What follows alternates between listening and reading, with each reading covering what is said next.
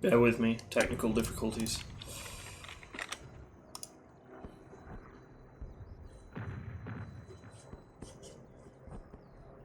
Why is it not showing Beepski? Oh, there we go. It took Beepski a while to wake up, but he's in chat now. Okay, good. So, after my huge tilt, I've decided I'm going to try the campaign to get a little better feel of the aircraft, and also because it's been a long time since I've done an actual campaign in any flight sims. Obviously, it's more fun to play with actual players. You know, the AI, especially in this, doesn't react very much like a human would, at least not from what I've seen from the skirmish mode. I don't expect the AI will behave any differently in the campaign. In the original IL-2, especially with the mods I had, the AI was quite unpredictable, and could be quite difficult to beat. It behaved a lot more like it does in Cliffs of Dover, and in Cliffs of Dover I have a hard time getting a shot on 109s, like they're difficult to follow. In this, everything seems to kind of flat turn in one direction, same as Rise of Flight. So we'll see. I'm not expecting a lot from the AI challenge-wise, but I do kind of want to try the campaign. It's quite fancy. You can see here I've chosen the Stalingrad campaign, and I'm going right from the start, German advance to the Volga. I'm flying on the Soviet side. I haven't picked a squadron yet. I'll do that shortly. But you can see we've got a campaign map showing the front lines, showing the different units in the area. So 4th Panzer Army down here, 6th Army up here. So yeah, pretty cool. Pretty cool. I also did a little bit of mucking around earlier with different aircraft. I think I may have found what one of my issues was, kind of, sort of. The Yaks seem to very easily go into spins with any real, even fairly sedate turns, below about 300 kilometers an hour, which is roughly 200 miles an hour. The Spitfire seems to want to spin around 160, which is, I mean, if you see me fly the Spitfire in DCS, if I pull really hard at low speed, it will drop a wing, but it doesn't wing stall aggressively. It's very difficult to force the Spitfire into a spin. Here it seems much easier. I can't really comment if that's realistic or not. I've never flown one in real life, but it's something I'm going to have to get used to. Most of my World War II simming was done with a force feedback stick, and most of my flying time since I got the Warthog has been modern aircraft. So, getting back into the mindset and getting used to the aircraft wanting to do things like that is probably going to be a little difficult.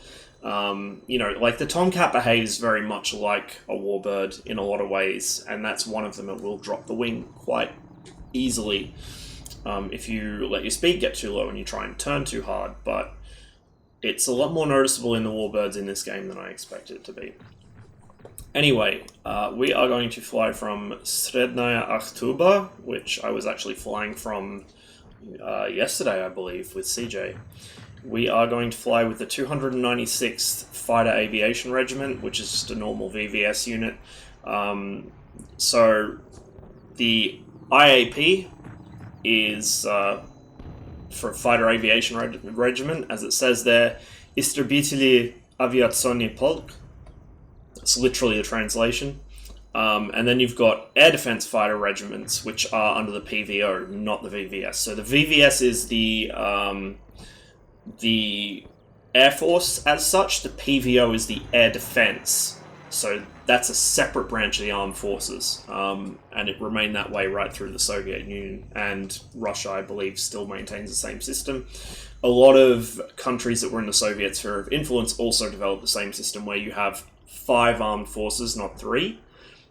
So instead of your Army, Air Force, and Navy, you have the Army, the Air Force, the Navy, the Strategic Rocket Forces, which is your your nuclear deterrent, and then the Air Defense Force, which covers both interceptor aircraft and ground-based air defense in the form of SAM sites, mobile air defense units like shilkas, tunguskas, all that kind of stuff. Anyway, that's enough nattering from me. We will select our squadron, the 296th. We've got a bit of history here. May as well read it. 296 IAP began forming in February 1941 in the Odessa military district, Dnepropetrovsk, as part of the 66th Fighter Air Division, and finished forming by August 1941 with a fleet of I-16 fighters. On July 31st, 1941, the regiment began combat missions as part of the 66th Fighter Aviation Division, the Air Force of the Southern Front. October 1st, 1941, the 298th Fighter Air Regiment, after being replenished with flight crews from the 295th, deployed to Kuibyshev, which was the alternate capital of the Soviet Union, where at the 16th ZAP, not sure what the Z stands for, it was reorganized according to TOA 15/174 and converted to Yak-1 fighters, which is what will be flying. January 22nd, 1942, the regiment commenced combat missions as part of the Air Force of the 6th Army of the Southwestern Front. On May 26, 1942, was transferred to the 220th Fighter Air Division of the 8th Air Army of the Southwestern Front, having received 12 pilots and 20 Yak-1 fighters from the 183rd Fighter Aviation Regiment. On July 12, 1942, the 298th Fighter Aviation Regiment, together with the 220th Fighter Aviation Division of the 8th Air Army, joined the forces of the Stalingrad Front. On August 6, 1942, was transferred from the 220th Fighter Aviation Division to the 268th of the 8th Air Army of the Stalingrad Front. The regiment played an active role in the Battle of Stalingrad and was reorganized in December 1942, according to TOA 015/284, without discontinuing combat missions. On January 3rd, 1943, which is after our start point, we're starting in August, the regiment was integrated into the forces of the Southern Front, together with the 268th Fighter Aviation Division of the 8th Air Army. March 18th, 1943, the 296 IAP was transformed into the 73rd Guards Fighter Aviation Regiment, and the 268th Fighter Aviation Division into the 6th Guards Fighter Aviation Division by Order Number 128 of the USSR People's Defense Commissariat, which is like the preceding body of the Ministry of Defense. So it was People's Commissariat of Defense translated to NKO, so it'd be NKO SSSR, and then you have the MO, it turned into it's simply just Ministry of Defense, Ministerstvo obrany. I probably conjugated that wrong or had it in the wrong case or whatever. Fucking case is the bane of my existence. Anyway, on May 4th, 1943, the 73rd Guards Fighter Aviation Regiment was conferred with the honourable title Stalingradsky by Order Number 207 of the NKO. Again, that's the abbreviation for People's Commissariat of Defense. 1943 and the first half of 1944, the 73rd continued operating on the Southern Front since October 20th, 1943 on the 4th Ukrainian Front. Since May 13th, 1944, the regiment was in the General Headquarters Reserve after being reorganized according to TOA 15/364 and receiving Yak-9 fighters in addition to the Yak-1 and Yak-7 fighters.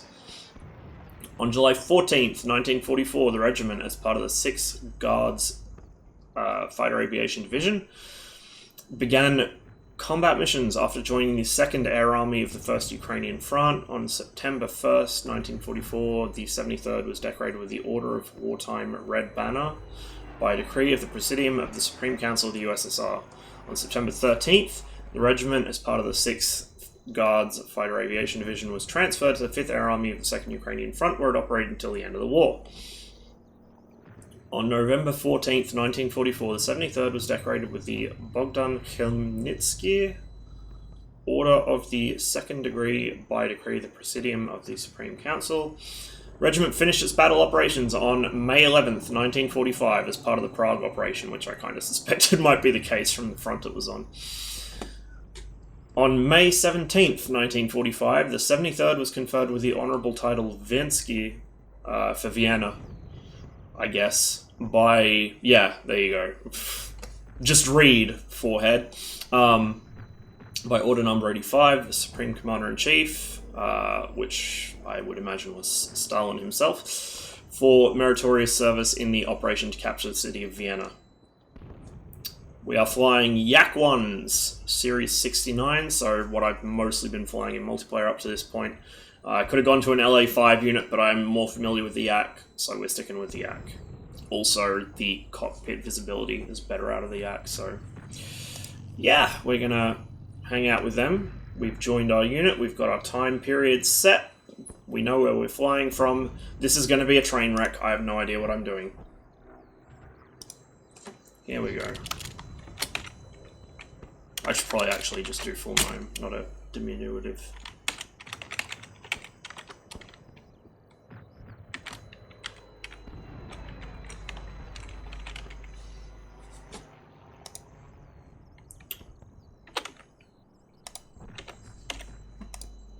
We'll just leave that. Soviet pilot from Dagestan. I like these jobs. These jobs are good. Trouble from the Volga. Far East Aeroflot pilot. Well, I'm definitely not that. We've seen what I fly like. I'm not a fucking airline pilot by any measure. Soviet educated pilot. Yeah, I don't think I'm very educated. Musician. Tanker. Yeah, we'll stick with factory worker. We'll stick with that. Command your unit by appointment. Yeah, I don't want to be in charge from the start, but if they put me in charge, whatever. Iron Man. Yeah, let's do it. Fuck it. I'm probably gonna, like, crash and die on my first mission. Oh yeah, it changes your story too based on your background. That's pretty cool.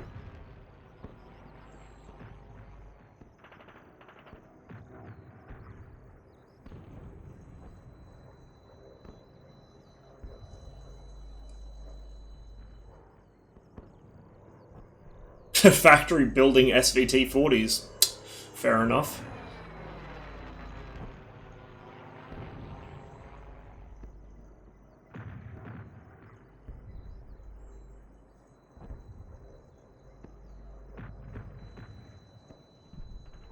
I'm not gonna read the whole thing out.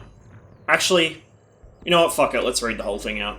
Born on 13th of October 1915 in the industrial city of Podolsk, Alexander Rosenberg was attracted to flying while he was still a young child. True, except for the birth date and place, and, you know, my surname got anglicized. But anyway, from around the age of 7, he was initially involved in an aircraft modelers group, and once he was of sufficient age, began flying in the local aero club. For young Alexander, fuck it, young Sasha, I can't be bothered, it's less syllables. This was a grand time. Not only was he learning to fly, but he and his fellow students were equipped with the latest in flying gear. Plus, the Aero Club flight instructors were like father figures to young cadets. However, these years were not all fun and games for Sasha. As he was still a student at this time, his days consisted of rising early in the morning, this definitely is not me, performing a flight in U2 with one of the instructors, then taking a train back to the city to continue his studies. Studying? Again, definitely not me. Although these were long days, Sasha didn't mind, as he knew he had been afforded a great privilege in being accepted for pilot training. As the USSR was not yet at war when Sasha completed pilot training, he went to work in an armament factory producing the Tokarev SVT-40. Eventually, though, he was mobilized and soon at an airfield on the outskirts of Moscow, where he was introduced to military life. Shockingly, at the end of his basic training period, the commanding officer of the airfield told Sasha's group, "You've now become a part of a splendid aviation division, and your duties will be guarding Air Force equipment." Beautiful. Although the group protested strongly, there was nothing that could be done, at least for now. The German invasion of the Soviet Union quickly brought to an end the mind-numbing sentry duty. Sasha's group was still soon split up, reading is hard, and before he knew it, he was in Saratov with a reserve air regiment learning to fly frontline combat aircraft. Learning is a strong word. With the never-ending demand for pilots at the front, Sasha would not have to wait long for his first combat assignment. Just weeks after arriving at the reserve regiment, he received a word from his commander, report no later than 23rd of August 1942 to 296 Fighter Aviation Regiment.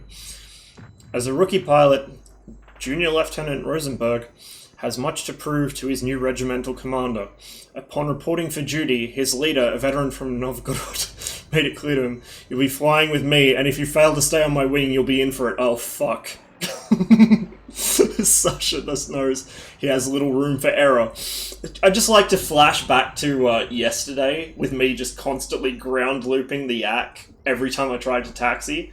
And I'd also like to go back further to every attempt I've ever made at formation flying. Just throwing that out there. This is going to be interesting.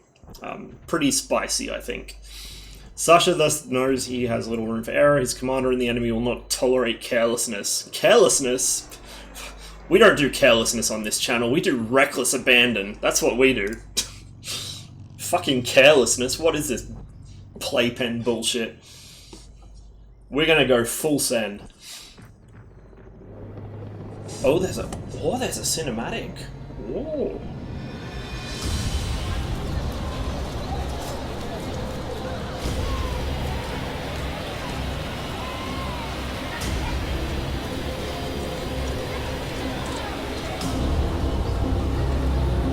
Yeah, exactly, Jeff.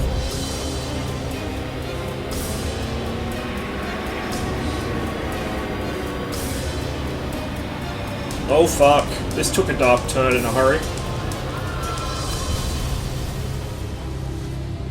Jesus.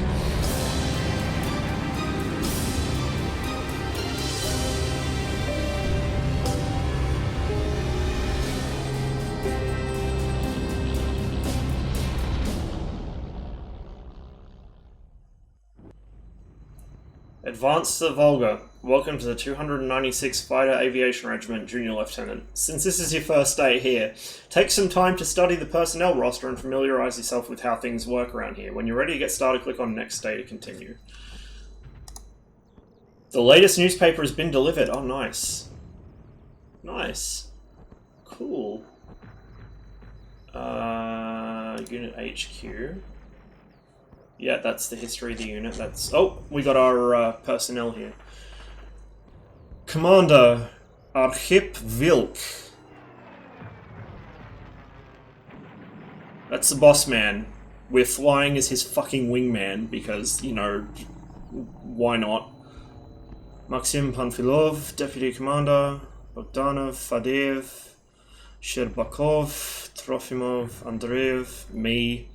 Sechnoi, Belyaev, Antonov, Zhuravlev. Let's see how many of them survive the first week. Probably not many, I'd imagine. Work from 2 AM till 6 PM today. Fuck, dude. Jesus Christ. Yeah, I can't do long shifts. I can't do it anymore. I pulled a couple while I was in the chocks, doing like general duty stuff on exercises, but I can't do it anymore. But yeah, so I don't know if you were here when I said this. I think it was last stream, but back when I did my, was it Kuban? I don't think it was Kuban. I think it was the operation that followed on from Kuban. I don't remember. But when I did that campaign in IL-2 1946, I actually kept like a log, like a pilot's logbook of what went on during missions and who survived and who was new to the unit and all this, and it was so depressing. It was like fucking depressing as shit because we had, I think we had like 2 heroes of the Soviet Union in the unit over the course of the campaign, which ran for like a year and a half, I think, or so. So yeah, it would have been the follow-on from Kuban. It's about a year and a half, right up to the German surrender. We lost both our heroes of the Soviet Union in like the most... They didn't have heroic deaths. One of them crashed on landing, I think. Just probably fell asleep at the controls and stacked it straight into the fucking ground. And I think the other one had his wings rip or something in a dive. I don't remember. It was like, it wasn't good. It was really fucking depressing. There were maybe like 2 original personnel left on the unit, as well as me, by the end of the campaign. But yeah, these are our guys. Oh, I probably could have changed my photo. Hey, can you change a photo? I don't know. I guess not. Or probably too late now. Whatever. There's probably not a dude that looks like me on there anyway. Yeah, it was. Like, the Battle of Britain was really something for that too. And that's the thing, like, even for the Western Allies who rotated their pilots out to make sure they got some rest and they spread their experience at training units, even for them the losses were just obscene. Like, the losses for the RAF during the Battle of Britain were horrific. They were worse for the Luftwaffe, like, way worse for the Luftwaffe, but still. Squadron statistics. To date, our regiment, this is a Soviet unit, our Fighter Aviation Regiment has shot down 37 planes, 14 fighters, 4 medium, which is probably BF-110s, 4 heavy, which would be bombers and transports, I guess. They've also done some ground attack, which is interesting. Quite a bit of ground attack, which is interesting for a Fighter Aviation Regiment. We have 10 Yak-1s. That's probably going to be knocked down by a couple after I've been here for a few days. Yeah, exactly. And I think those are the ones that hit the hardest, to be honest, because you expect guys to die in combat, but when someone dies to an accident, it's fucked. Not my unit, but a unit that was co-located with us, as part of the CISB unit that was co-located with us. They had a guy roll his Land Rover while he was deployed to East Timor. It was this was when I was in, so this was long after East Timor had settled down. It wasn't even a peacekeeping deployment anymore. It was training and mentoring. And he stacked his Land Rover off a really questionable mountain road and was killed. And it really fucked people up because, you know, you expect your mates who you know that went to Afghanistan with the regulars, you expect them to maybe come to grief. You know, well, not expect them to, but, you know, you understand if they come to grief. Like, in the infamous words of a certain former prime minister, shit happens. It does. There's nothing you can do about it. But when someone just rolls a truck... There was another incident, too, where guys, I think it was like in Holsworthy, or on the way to Holsworthy or something, and they were in a Unimog and they stacked it, and it killed a couple guys. It fucks people up, like, especially their mates, because you just don't expect it. We had, again, from the CISB unit attached to our base, a mate of mine who I met on an exercise I was GDing for, doing general duties for. He ended up with an inoperable brain tumor, and he died from that at the age of 19. Like, it's just... To see someone go from fighting fit to, like, what he was like before he went was really, really not nice. Anyway, let's try not to get too depressed. We haven't even flown a single fucking mission yet. First day at the front. Yep, okay, we've already been through that. So this is the state of the front right now. This is a lovely big pocket here of the 62nd Army. As you can see, 62nd Army. 21st Army up there.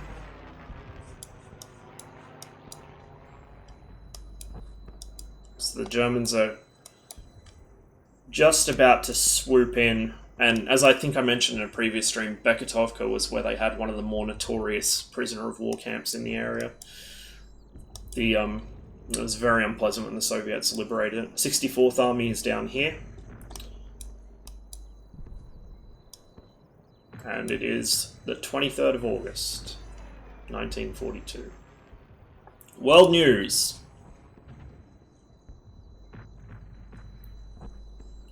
Germans drive on Volga. I'm really, like, not gonna read this whole thing on stream.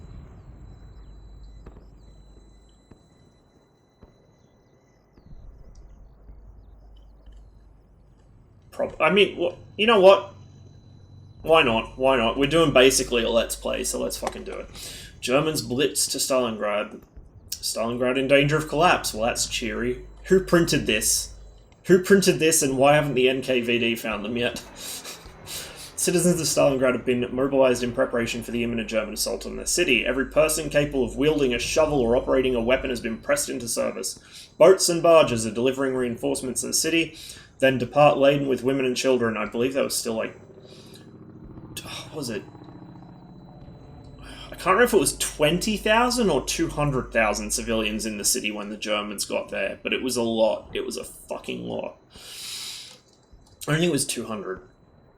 Because I think that was like its entire population. I don't know. I don't remember. It's been a long time. German Stuka dive bombers are preying upon all river traffic, regardless of who's aboard. Streets of the city have been fortified with whatever makeshift defences people are able to erect. Where steel beams are lacking, furniture and anything that seems like it may block a bullet has been pressed into service. Shallow trenches have also been prepared where men with rifles can post themselves ready to fend off the attacking Germans. Even young children help with the digging, while teenage girls have accepted posts on anti-aircraft guns. The skies above the city are filled with aircraft. Heavy bombers made their first appearance this morning and have reportedly leveled large portions of the city. I'm guessing by heavy bombers they mean like Heinkel 111s. The Germans didn't really have any heavy bombers. Oh, they had FW200s, but they didn't really use them. They were mostly maritime patrol. With that said, I think they might have used them as bombers on the Eastern Front once or twice. I'd have to check. Since first raid this morning, bombers have pounded the city in regular, repeated waves. The city's residents, most of whom are unable to reach the Volga for a chance at evacuation, must wait in cellars. It is hoped that nightfall will provide a respite from the aerial assault and the people can safely flee. There are reports that the Red Air Force... which is an appellation given to the VVS-KA by Western press. It was literally the Air Force of the Workers' and Peasants' Red Army. Is attacked, and then it became the Air Force of the Soviet Army afterwards. Is attacking German columns, but it seems they are yet unable to stem the tide of incessant German bombers. You can also tell this was like written to be a bit more politically correct, shall we say, than an actual Soviet period newspaper, because they would not be called Germans, they would be called various other things, none of them flattering. Yep, okay, we read that bit. As of now, the Germans approach the outskirts of the city and their advanced units have come under the fire from anti-aircraft guns pressed into anti-tank and personnel service. Unless the city is quickly reinforced with greater numbers of troops, its fall could come within days. Yikes. 15 kopecks. This is a fucking expensive newspaper. You could buy a loaf of bread for like 2 kopecks. I'm just putting that out there. Like 15 kopecks is a significant amount of money.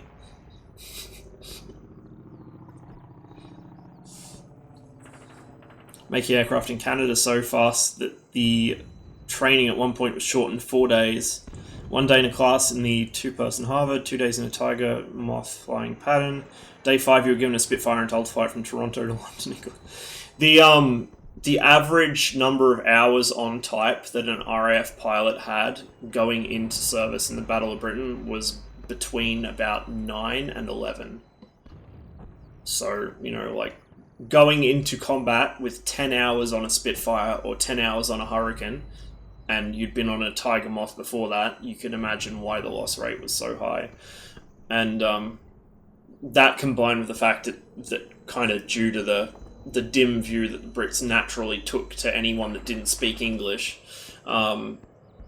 they really dawdled in pressing the Czechs and the Poles into service, who later turned out to be the best pilots they had because they were very experienced and they fucking hated the Germans, to the point where the Poles were notorious for machine gunning them on their parachutes when they bailed out, which I can't blame them. I really can't blame them.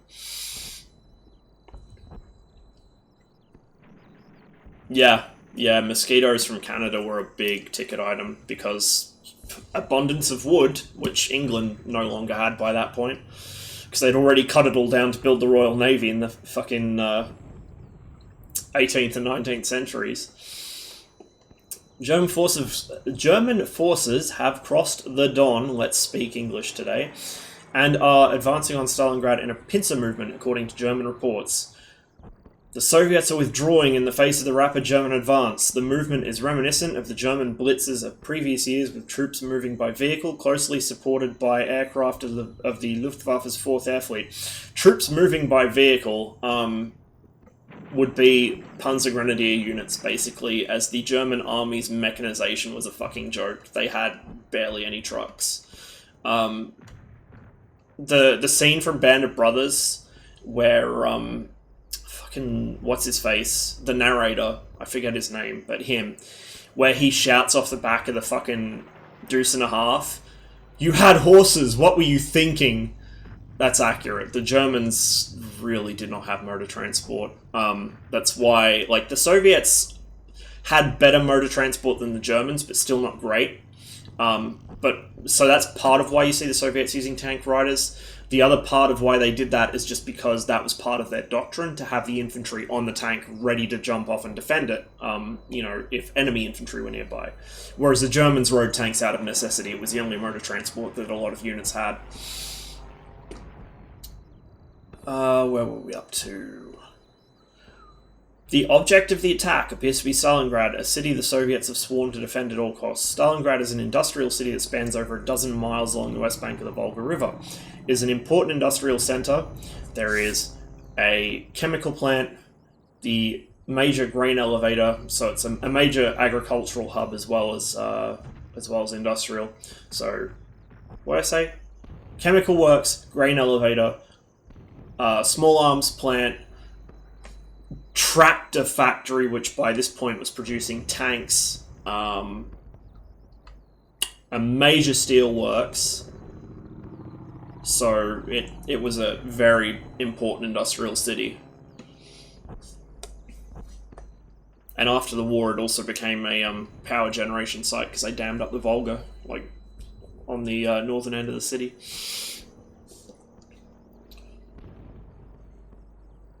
In addition to its moral significance to both sides, the city is also of strategic importance, as it might be with all of those factories. The Germans will have to occupy the city and guard the flank of their armies plunging south into Baku and the rich oil fields of the Caucasus. It's unclear how close to the city the Germans have advanced, and Soviet reports suggest the Germans have barely crossed the Don. Several official dispatches from Moscow claim the Red Army is inflicting unsustainable losses on the Germans. The dispatches claim at least 500 tanks have been destroyed. Soviet aviation has also claimed the destruction of over 100 Luftwaffe aircraft on the ground. Earlier today, air raid sirens sounded in the city, warning people to take shelter. At first, the population, who have suffered many false alarms before, moved with complacency, but as the skies were darkened by Heinkel bombers and their black iron crosses, the people collapsed into panic, fleeing to find any shelter they could. Local reports claim many civilians have lost their lives in the bombing, which appears indiscriminate. A pool of black smoke arising from burning petroleum tanks on the banks of the Volga serves as a grim beacon for hundreds of miles around. Then we got some little minor headlines. I'm not even going to try and read that. It's probably just sample text anyway. Top Soviet aces in the sky. Vladimir Zalevsky, 32 kills. Where? I'm looking for some names I recognize. Mikhail Baronov. That's the guy whose yak I was flying yesterday. Terror of the Fascists. That's him, 21 kills. He was, I believe, the leading ace in the Stalingrad area.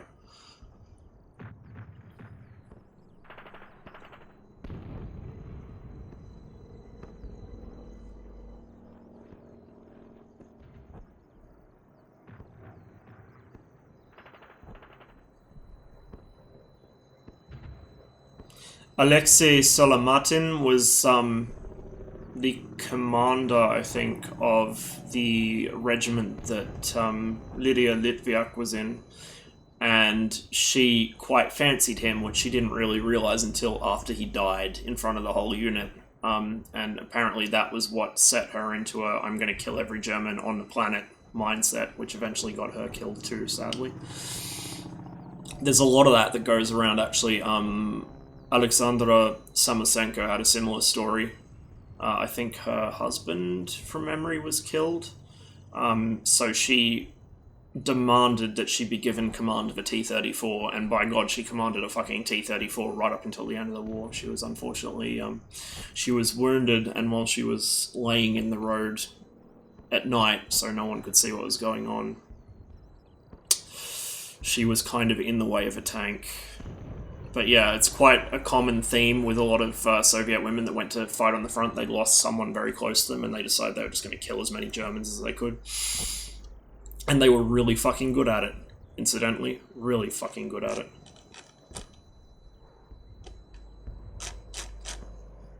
Okay, I think we are good to go. Next day. A new day begins.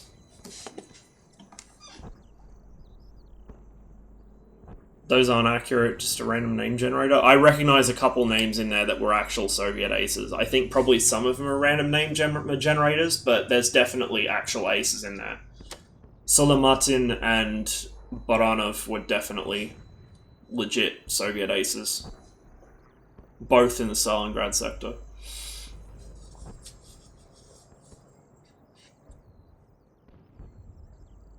Yeah, exactly, Jeff. 24th of August, 1942. Clear weather, temperature 20 degrees C. Not much wind. We were reinforced by an additional 2 Yak-1s. Good, we're going to need them because I'm probably going to crash one on takeoff today. Enemy planes have been spotted crossing our front lines. Ooh, spicy. Planning room. Oh, here we go. We got some awards. Zhuravlev for battle merit.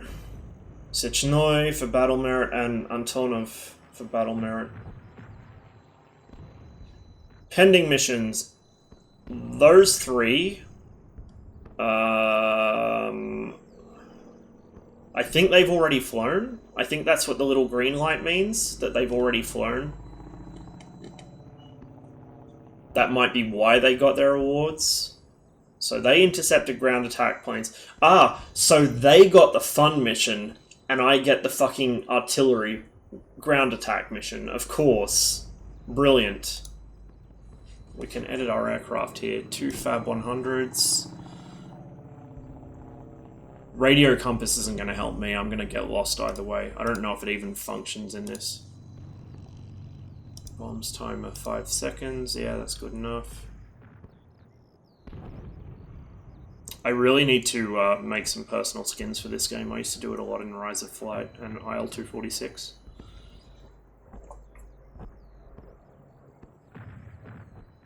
We'll just fly with the default paint scheme. We're not anyone notable, so we'll leave that until we get good.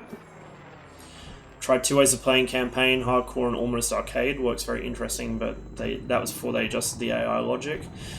The AI logic, I can't speak for the friendly aircraft because this is going to be the first one I've flown with friendly AI, but I can speak for the enemy AI. They are hopeless. As soon as something gets behind them, they just start flat turning in one direction. They're so predictable. Like, they're really, really bad. It's just like DCS in that regard, except in DCS the only difference is they go into vertical loops, and in this at least they don't have bullshit magical energy they can pull from their ass crack, like in DCS. To date, the only good AI I have seen was IL-246 with the right mods and Cliffs of Dover.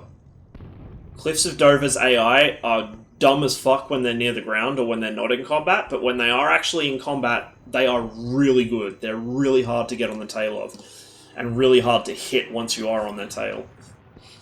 Very unpredictable. Options. Career speed. Realistic. Mission start. On runway. Difficulty, let's make it moderate, I guess. Density, frontline activity, dense. Cool. I'm glad I caught that air start thing before I went ahead with the mission.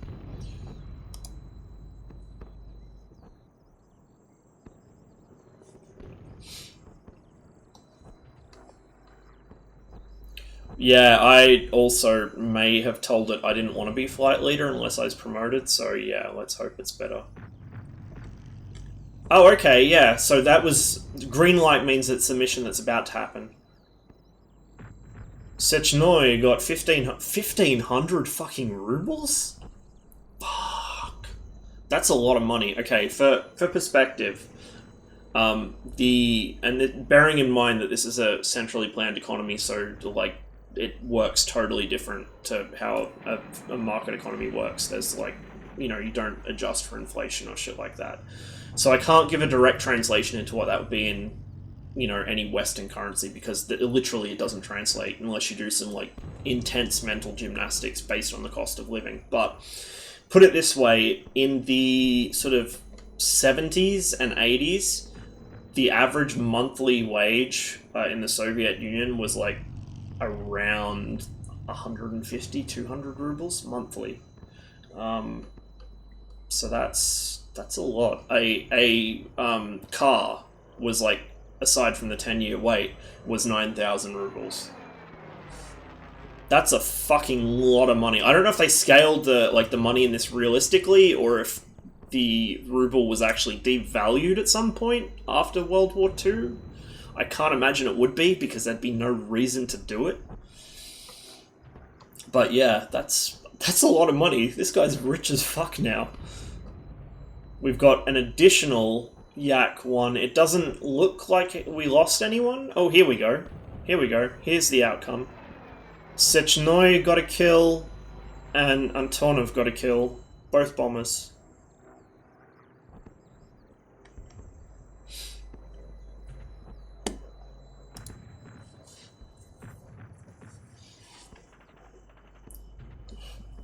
Please let me spawn on the runway. If I have to taxi to the runway, it's gonna be like I'm part of the fucking Moscow Ballet. Like, oh my god. The Yak is so badly behaved on the ground.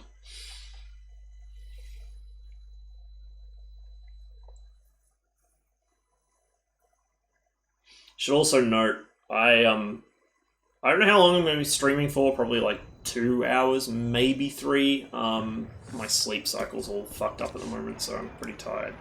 But we'll see how we go. Okay,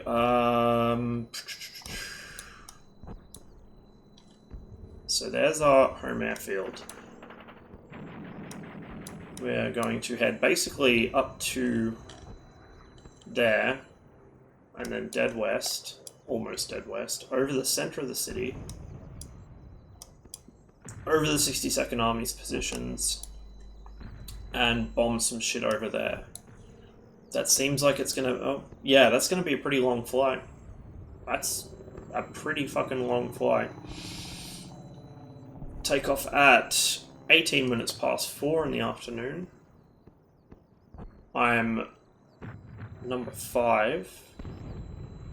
I hope they really don't expect me to fly close formation. I am hopeless at formation flying. Calm, no turbulence. 25 meters altitude level. I assume that this game automatically sets the altimeter for you, since it's not full fidelity clickable cockpits. If you have to set it with some kind of binding, that would be very annoying. Atmosphere conditions at the airfield, air 20 degrees. You are ordered to attack the enemy artillery battery recently located by our air reconnaissance. It is marked as waypoint number 3 on your flight map. Success of your strike will be followed by mission critical objective completed message. Oh, they're not going to make me wait a day and a half for a BDA? Pfft, what kind of simulator is this?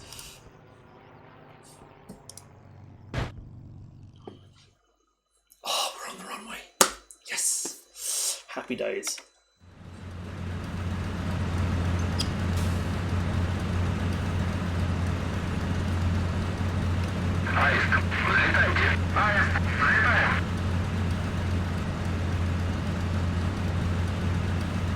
Why is my lid closed?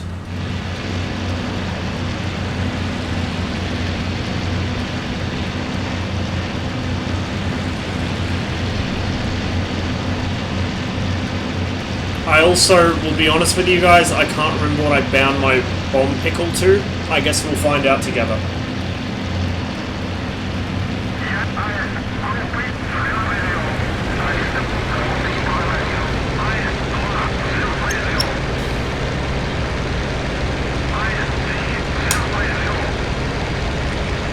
I had a slight hiccup with my throttle there.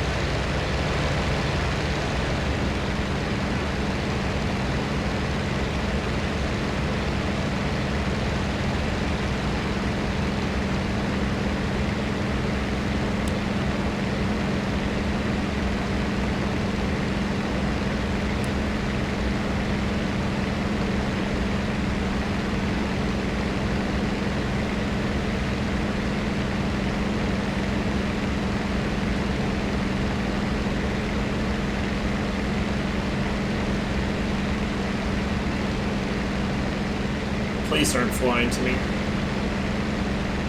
I'm gonna give them some space. Well, actually, it's more like me giving myself some space.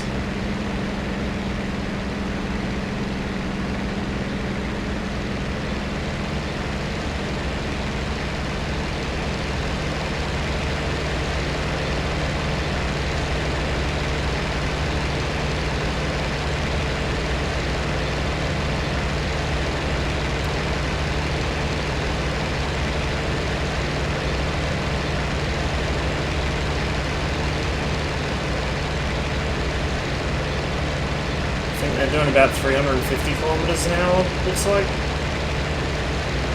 Maybe 400.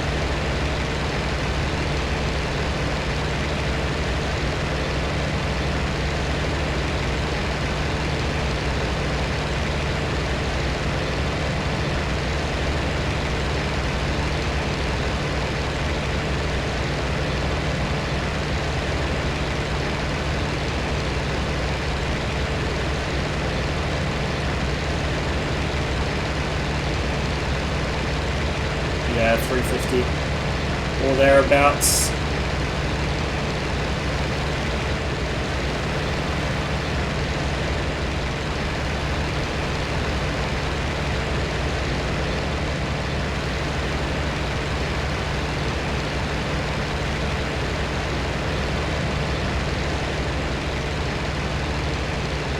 Looks like they bombed the shit out of the railway station. That's that big pool of smoke. Actually, no, that's from behind the railway station.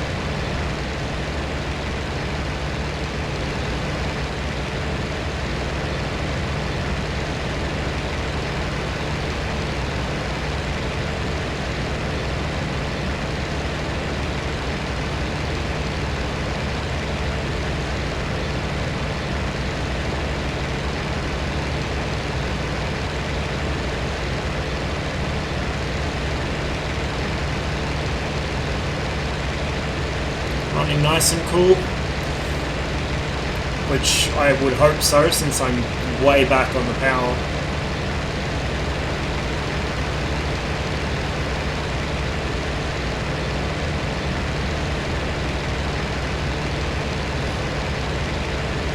So I think to make the attack I'm going to have to do a bit of a dive attack using the old TLAR site, since this doesn't have any kind of dedicated bombing site. And I'm hideously bad at guesstimating my level bombing runs in anything that even does have a site, let alone without one. So we'll just dive in fairly steep, probably. And then hope I can remember which button is my bomb pickle. I've got, like I know it's one of two. The other one's my rocket, I can't remember which is which. but I guess we'll find out.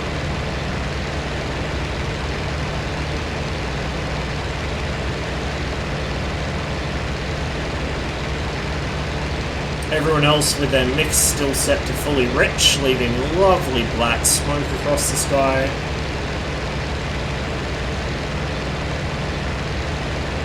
Actually, mine's probably still a little high as well. Dial it back a bit more.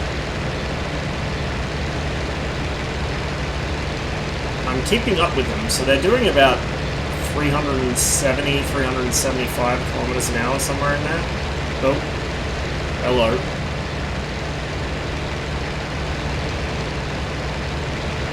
Game hiccup for a second there, which in my experience means spawning a load of shit in.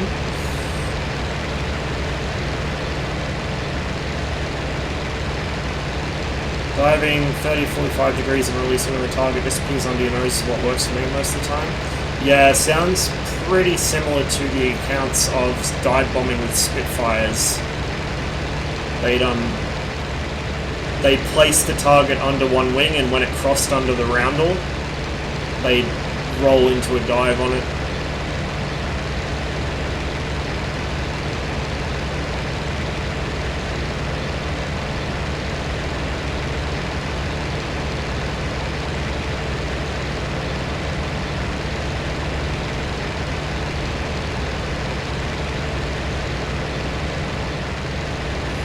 Well, I suppose I'm technically Arse and Arnold, so I should probably be looking for Germans.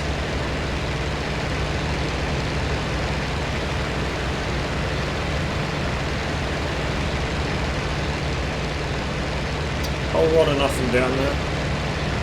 Whole lot of nothing.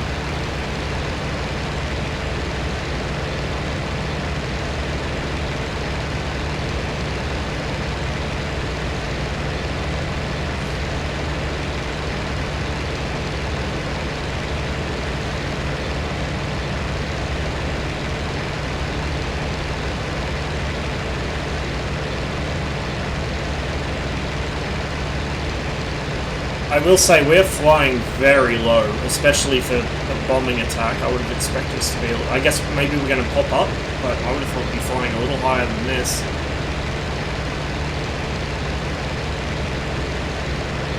Not even 3,000 feet. Well, actually, yeah, we probably are about 3,000 feet here. Just under a kilometer.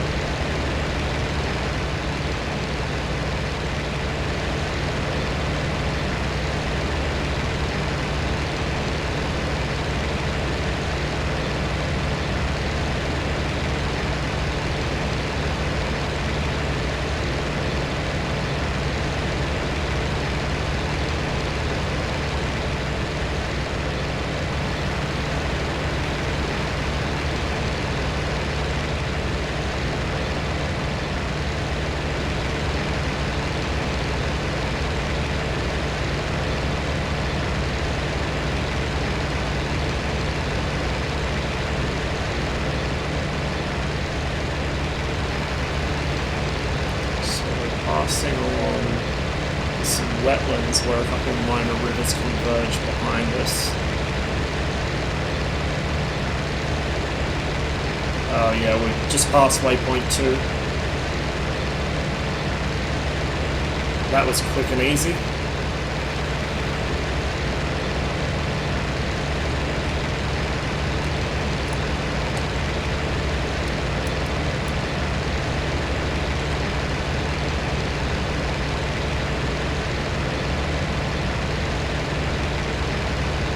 I think that was waypoint 2, unless this is it coming up here. No, that was it.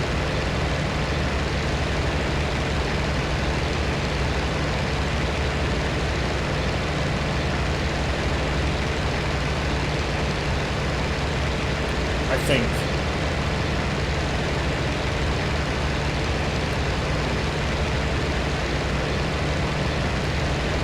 I don't want to have the map open for more than a second or two at a time because I know I have a habit of flying into things while I'm busy looking at the map, so we'll leave that.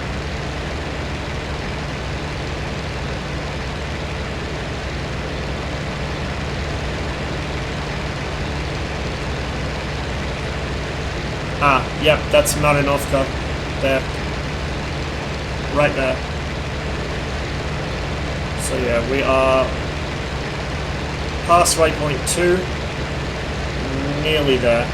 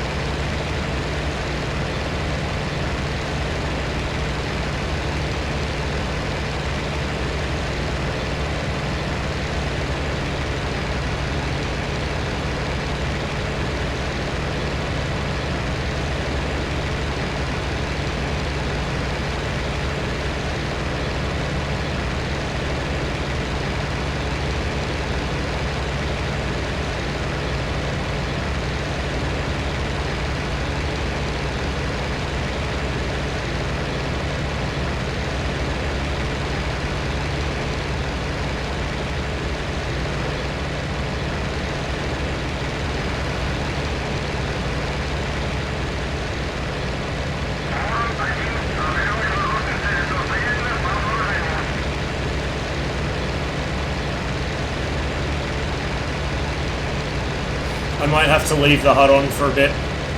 The radio quality is so bad, like, my Russian is very, very, very bad, and the garbled radio makes it worse, so we'll leave that on.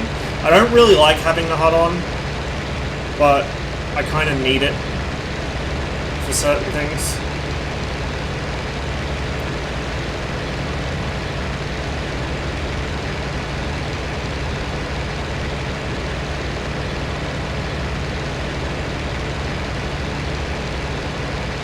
And I kind of wish you could independently turn parts of it on and off in flight, like the technical messages. I don't use that often, so I'd like to be able to hide them, except for if I press a certain key or whatever. I don't know.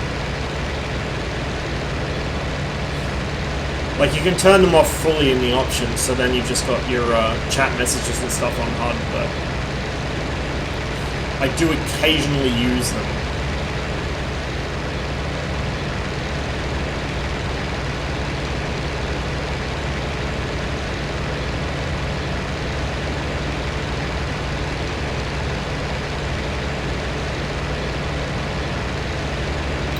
So we're just coming over the front now, which appears to follow the line of the river here.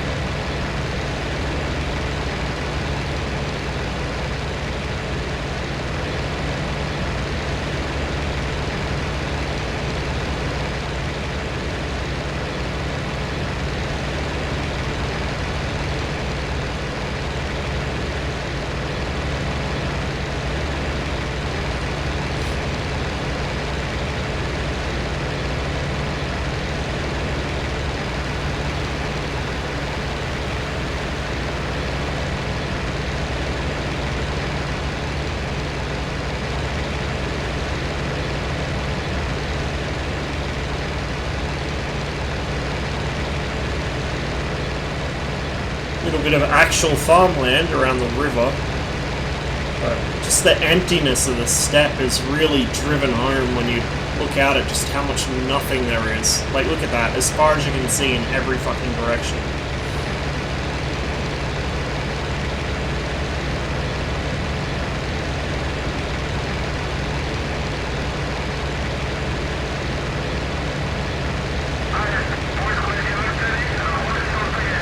Patrol for ground targets on your own. Oh, brilliant. Where the fuck am I going to see ground targets? Oh, well, there's something.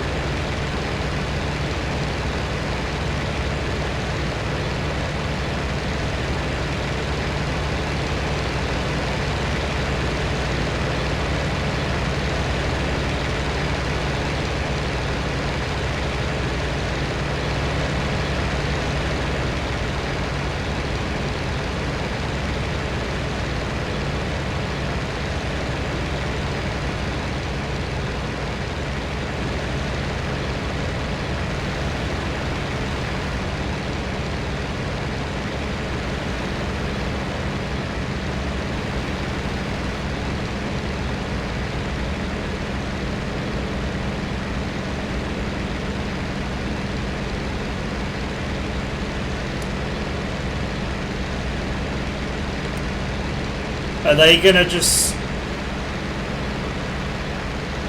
Are they not gonna attack anything? Like, what's going on here?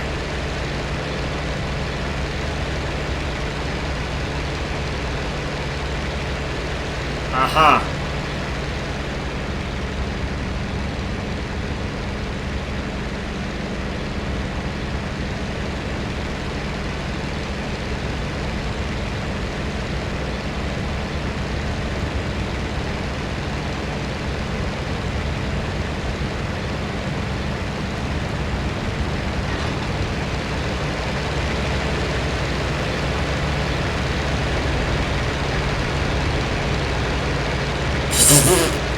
That was a huge miss.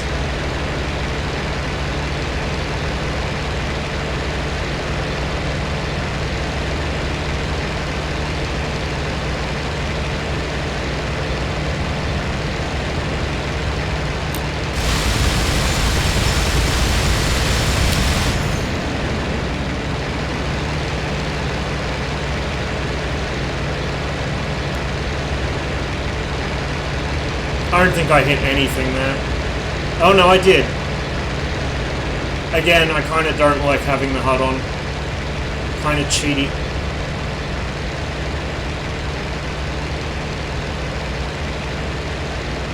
God, it's... I thought the spotting of aircraft was bad. Spotting of fucking ground targets is even worse.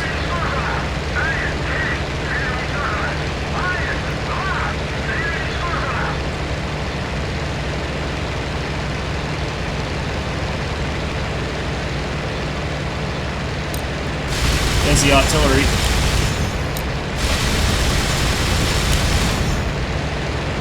Whoa, shrapnel.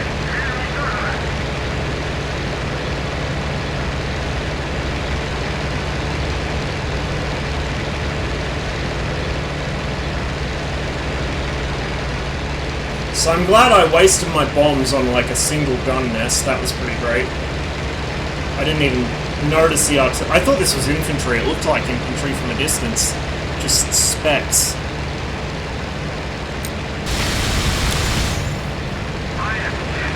Cannon's empty.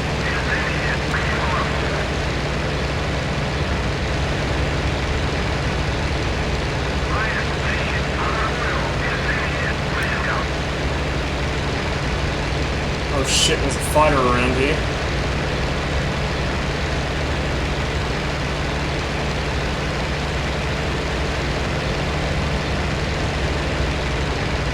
Right there. Let's go help out.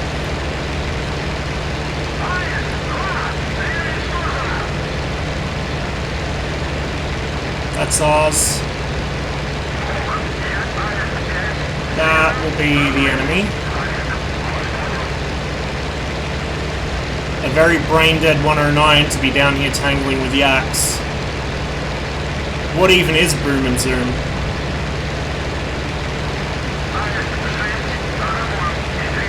Just don't want to hit my wingman here. And I also don't want to get between them because I fully expect him to shoot me.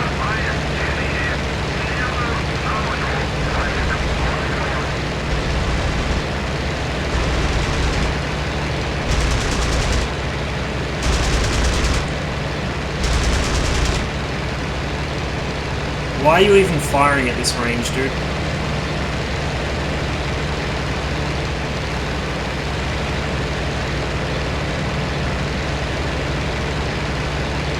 Okay, we're back over friendly lines, which is exactly what I want.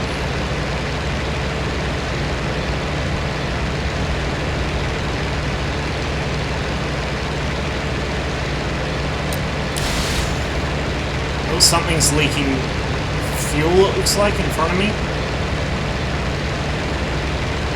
If I'm going to be able to catch this guy, he's booking it.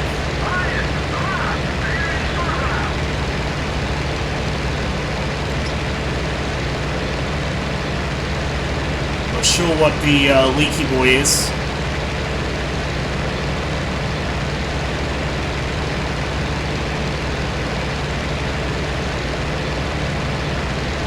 It's one of ours, apparently.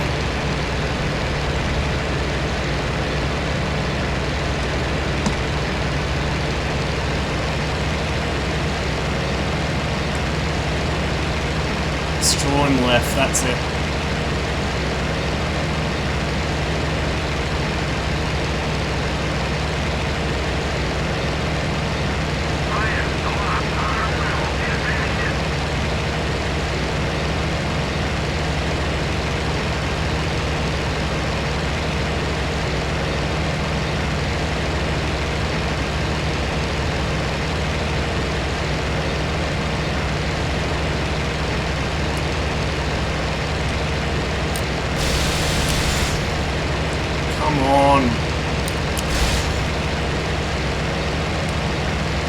Probably not giving it enough deflection anyway. Just want to get nice and close. That's looking better. A bit more.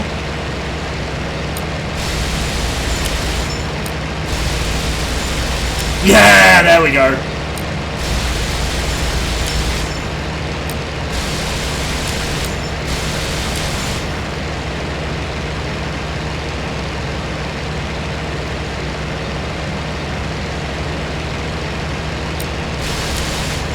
Of course, this is pretty much easy mode because the AI is dumb as hell, but he is leaking fuel and glycol, so he's going to have a bad day.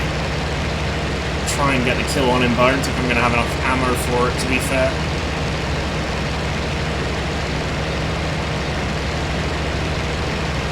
Still on that friendly. That's my temperatures. Oh, we're looking a bit warm. Whoa, there we go. Here's the opportunity, maybe.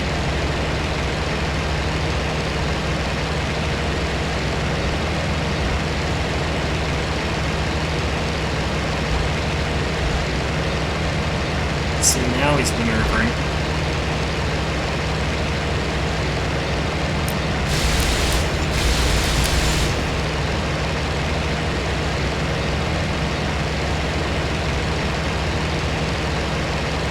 Still tunnel visioned on this guy.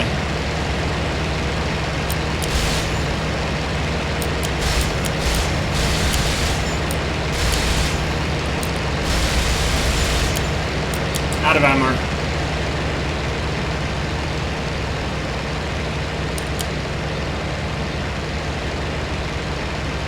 He's got another friendly on him though. Is that one of our guys, or is that someone else? I can't tell.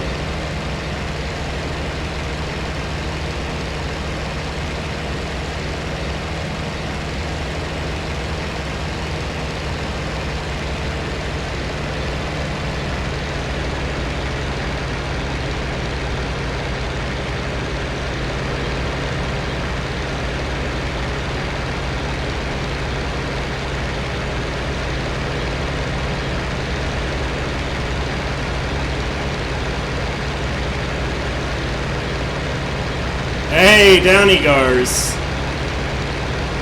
That's a share for me.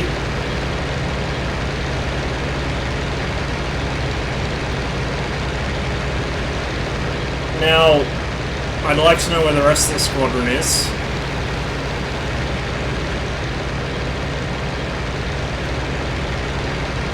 Is there a way to even communicate with them in this?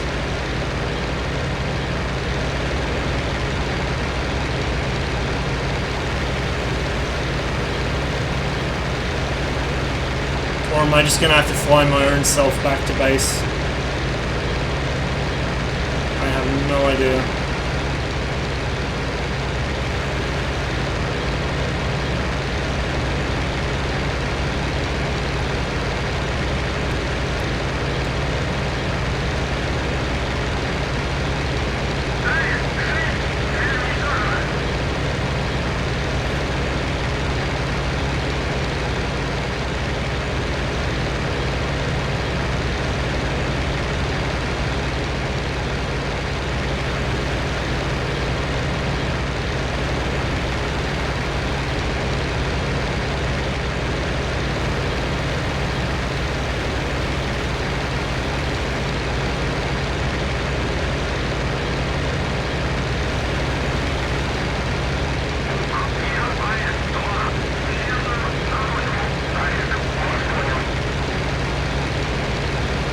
Okay, so one of our guys is RTB. I think that was the other one that was engaging with me.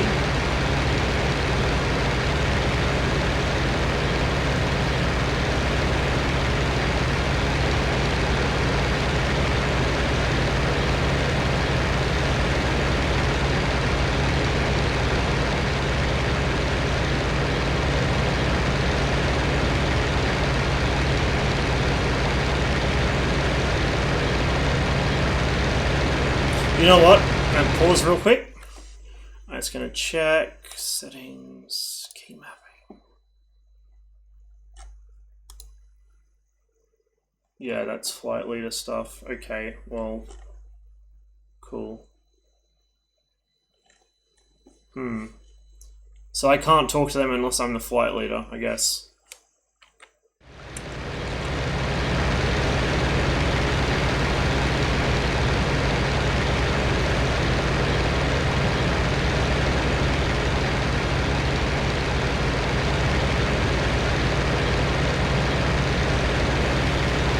Fuel for days.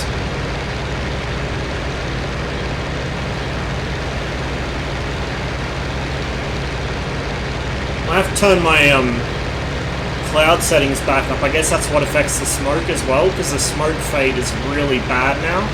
I did turn the cloud settings down because I thought they might have been hitting me a little hard in the frame rate department, but I might turn that back up to be honest with you. It seems like it's dropped a bit too much. So I think this is about where my flight were attacking ground targets, over here, like that way.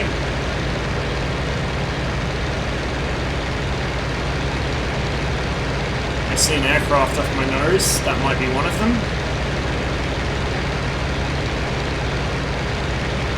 No sign of Germans other than that one Messerschmitt we shot down. Oh, hang on. That looks like it might be another German. It's taking ground fire from our side of the river. And it looks like it might have turned in on... oh shit.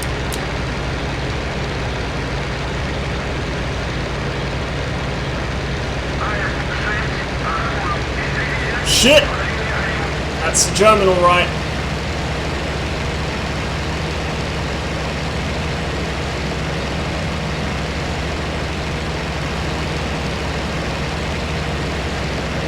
Oh, there you go. You can return to base now. Like, thanks. Wish you told me that earlier. Is that friendly? I hope it is. It's probably not, knowing my luck.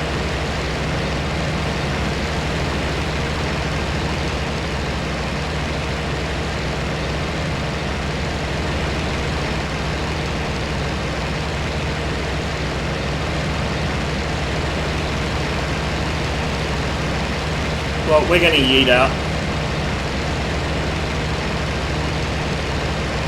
I'm just going to fly straight east, to be honest. I cannot be bothered following the waypoints, especially not with Germans hanging around.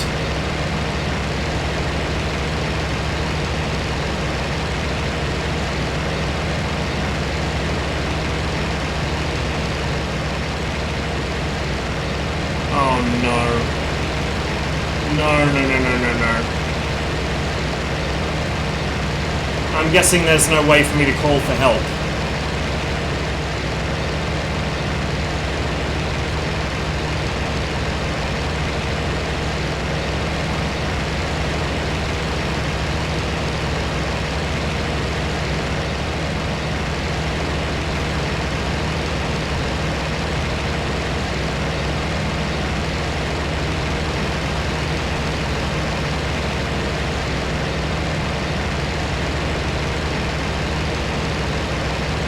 Still back there.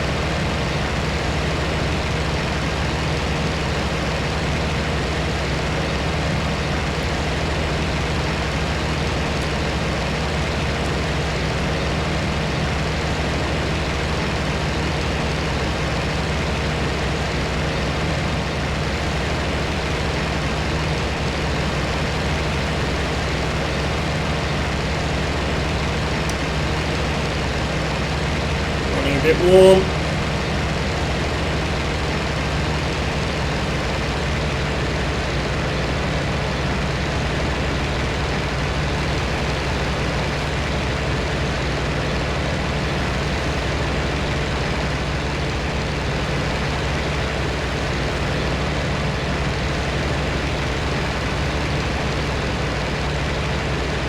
Yeah, that was German, alright, but he's broken off. It's a 109.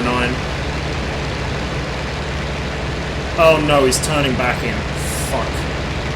I think? Or is he actually RTB? No, he's RTB. Oh, thank god. That was scary.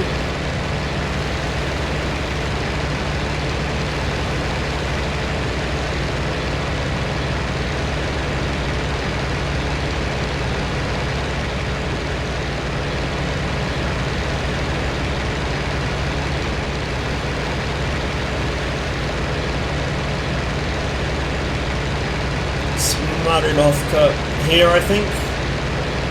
Actually, no, because there was a town there. Or is it?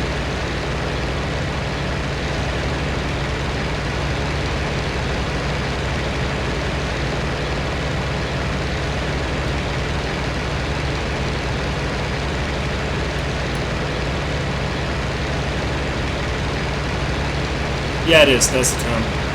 Couldn't see it behind the trees.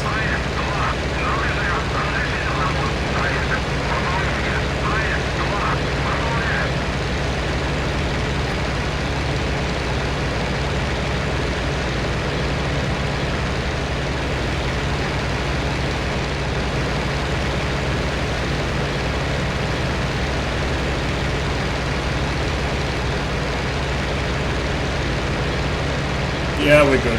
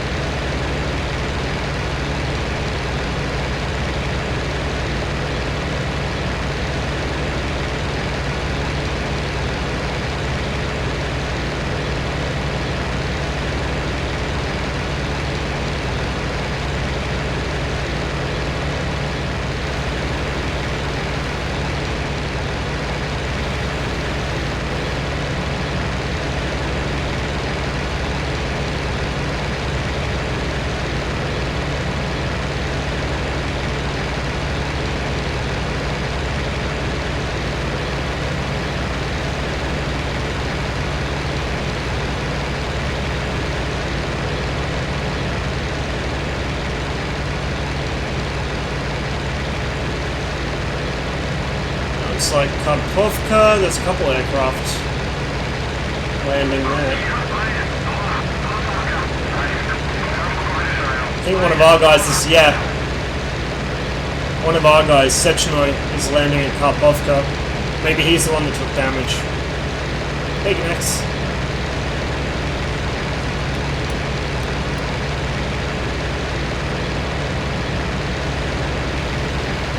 I'm at Karpovka and I head directly east more or less, that will take me right where I need to go.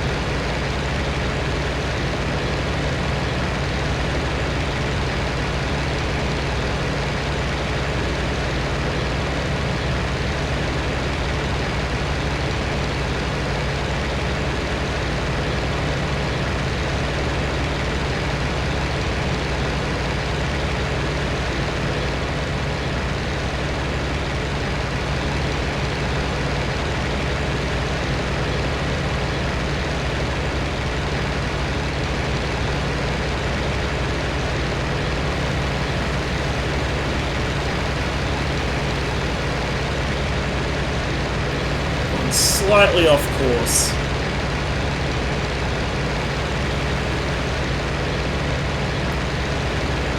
One thing I've noticed in this sim, unlike Cliffs of Dover, you can't tumble your gyros, it's impossible. Or if it's not impossible, then it's very difficult, because I was doing all kinds of weird and wonderful aerobatics earlier in the Spitfire, and I did not tumble it, whereas in Cliffs of Dover, if you bank too steeply, you're going to tumble your gyro. What aircraft? Yak 1.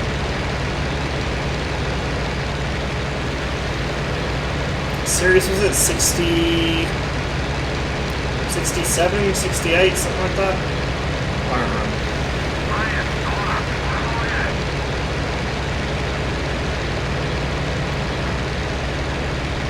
We were supposed to attack a German artillery position. I bombed a machine gun nest and missed, because I'm terrible at dive bombing. I strafed a couple of howitzers, and then I had a share and a 109 kill. But again, this is against the AI, and the AI in this game is like really profoundly stupid, so getting kills in this is kind of not difficult, which is kind of disappointing. I really wish they'd made the AI more of a challenge. Like, the AI in Cliffs of Dover, for all its faults, is just so much better than this. And if the AI is not really a challenge and doesn't really feel like a human opponent on at least some basic level, then you don't really have a campaign. Like, all the little trappings of this campaign, like the news updates and the interface and everything, are really nice, but at the end of the day, if the AI is only going to fly in flat turns or blindly chase a single aircraft while it's got 3 people behind it shooting at it, it's not really that engaging. Which is a shame.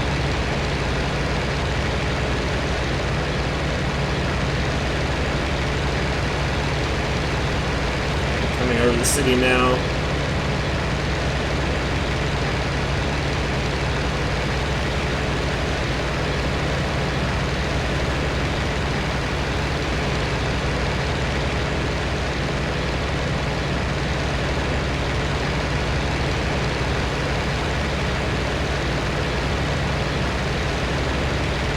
There's the mill, right where that explosion went off in the river. That's the mill. So that's the 9th of January square with Pavlov's house, right off my right wing tip, that lone 4-story there.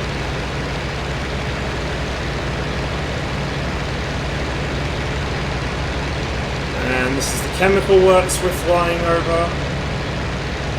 The tennis racket is off to my left. So from here, I want to go pretty much east.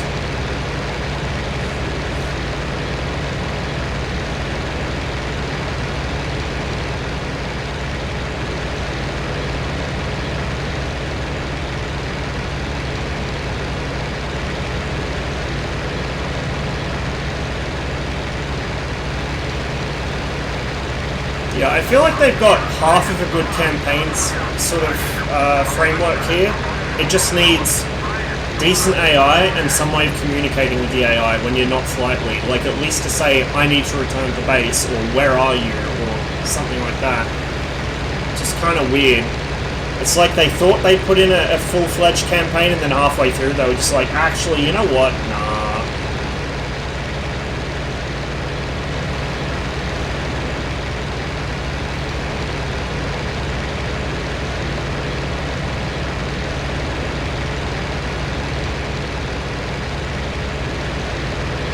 Still got heaps of fuel. We haven't even got down to the last 80 litres in the wing tanks yet. I didn't really expect to. It's not that big of a mission.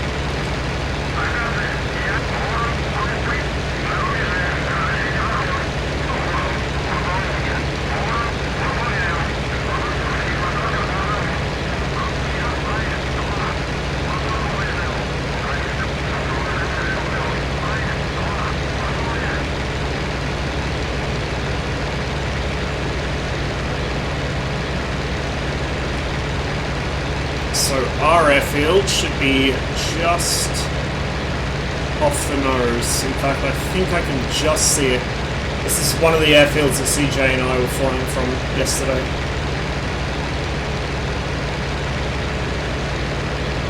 Yeah, that's it, directly off my nose. I can just see the runway.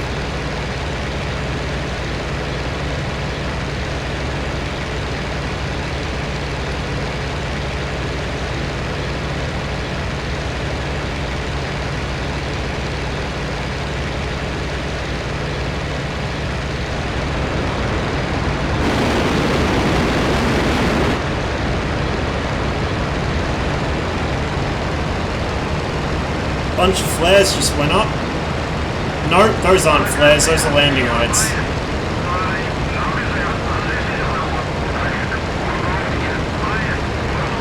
Interesting.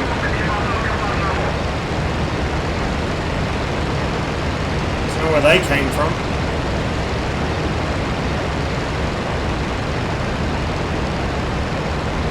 Yeah, they are.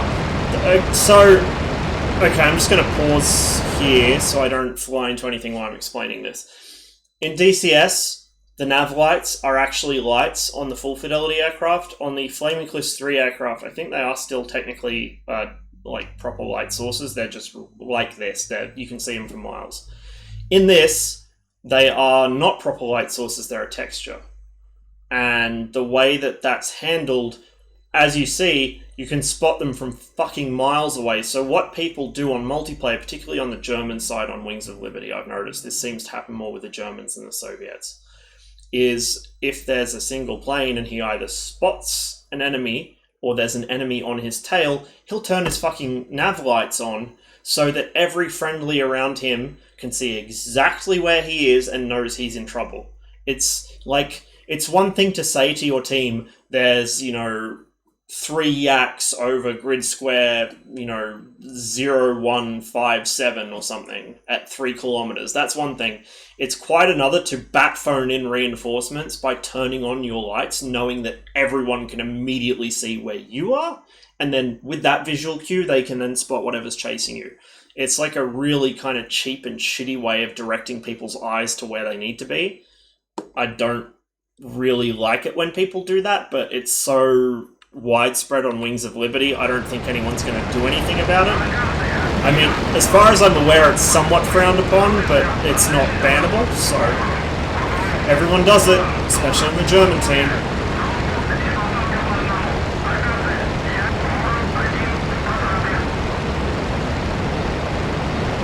I'm just going to take my opportunity now while they're circling around.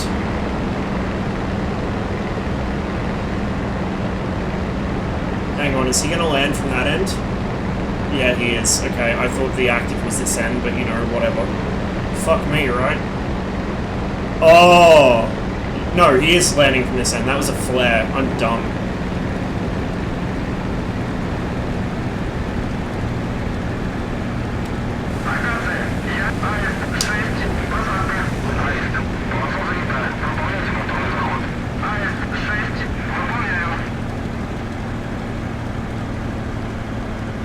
Fuck you. I'm landing right now.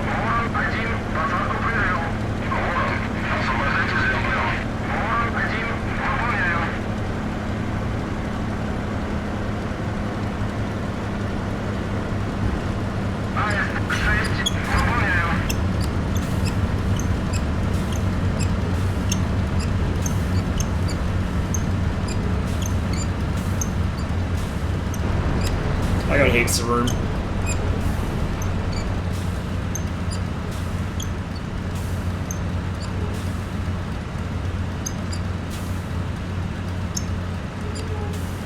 Is anyone trying to land on top of me? Or maybe.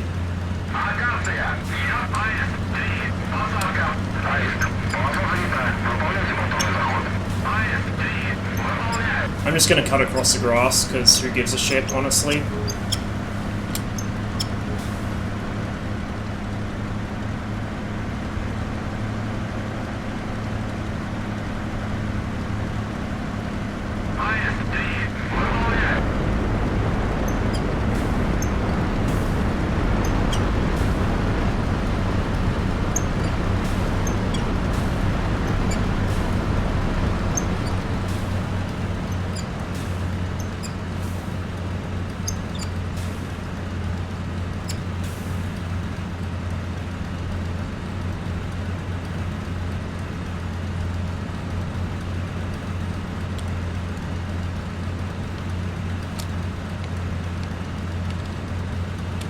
There was a binding for a low-speed cutout. I don't know if the Yak one has a low-speed cutout. We're going to check real quick because I'm curious.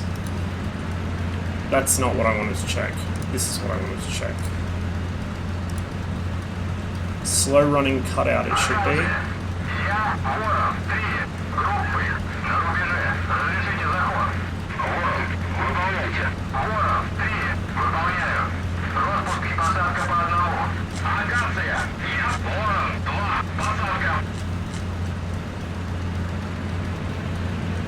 No, I swear there was one.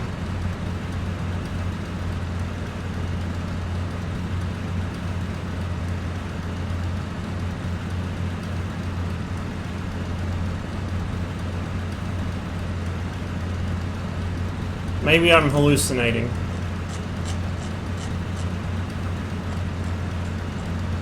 I must be. Oh! No, I was thinking of Cliffs of Dover, my bad. Yeah, so here literally all we do is just press E. So yeah, we survived our first mission. That's something.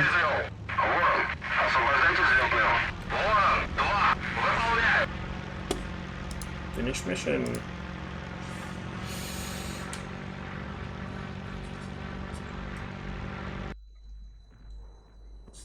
See how we did. 45 minutes. We destroyed one cannon and one anti-aircraft gun. That's kind of embarrassing. Didn't credit me with a plane, even though I did get a share in a 109. Like, that 109 was leaking fuel and coolant thanks to me. It was my wingman that finished him, but I should have, you know, got credit for at least a half. I guess this doesn't count half shares. Events log. Oh my god, look at the flight path. What a train wreck. What an absolute train wreck. You know, it goes kind of smooth here. And then we get here and I'm like, where are the targets? I have no idea. I finally find one. So I destroyed a mobile 20mm anti-aircraft gun. There's a bunch of howitzers destroyed here, like a whole stack of them.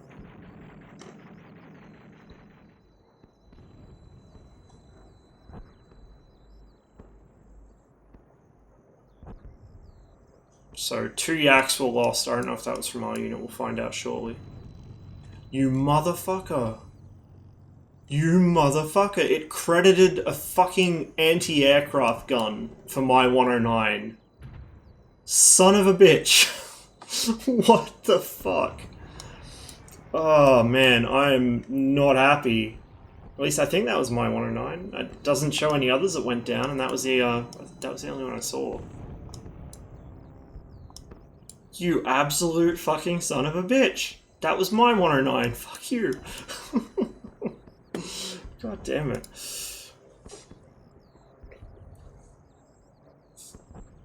Yeah. Yeah.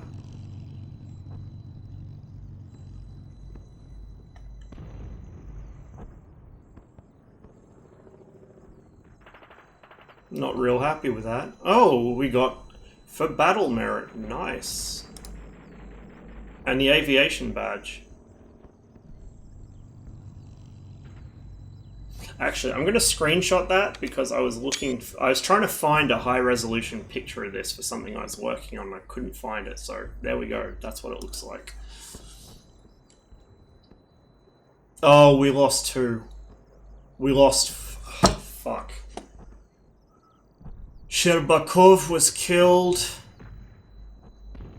Andreev has gone missing in action. So Sherbakov was probably the one that crashed where that 109 went down. And Andreev is probably the one that went down over German lines. Because if he'd gone down where that 109 went down, that was behind the friendly front, he would probably not be missing in action. Yeah, captured. There we go.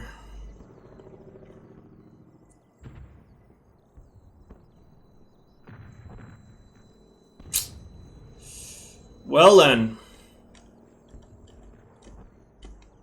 I don't know if I'd call that a successful mission. We destroyed 7 artillery pieces and an anti-aircraft gun. And a transport vehicle. And, at least as far as I'm concerned, a 109. For the loss of 2 pilots and 2 aircraft. 1 killed, 1 captured, who may as well be killed, because we're never going to see him again.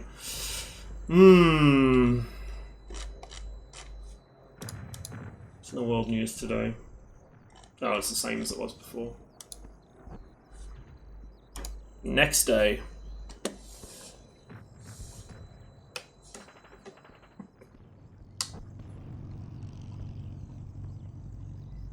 Too bad I ran out of ammo, or I definitely would have got that 109. I should have waited until I was really close to open fire on him. I got impatient. Well, that night I already used most of my ammo strafing. 2,000 meter clouds, 24 degrees, 4 meter a second wind. Really? We're doing this shit? Oh, for fuck's sake. God damn it. Okay, we're doing another artillery attack. Good shit.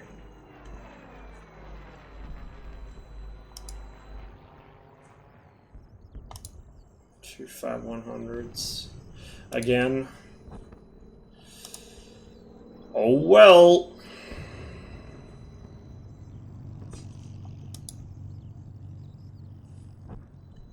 Let's check the condition of the front.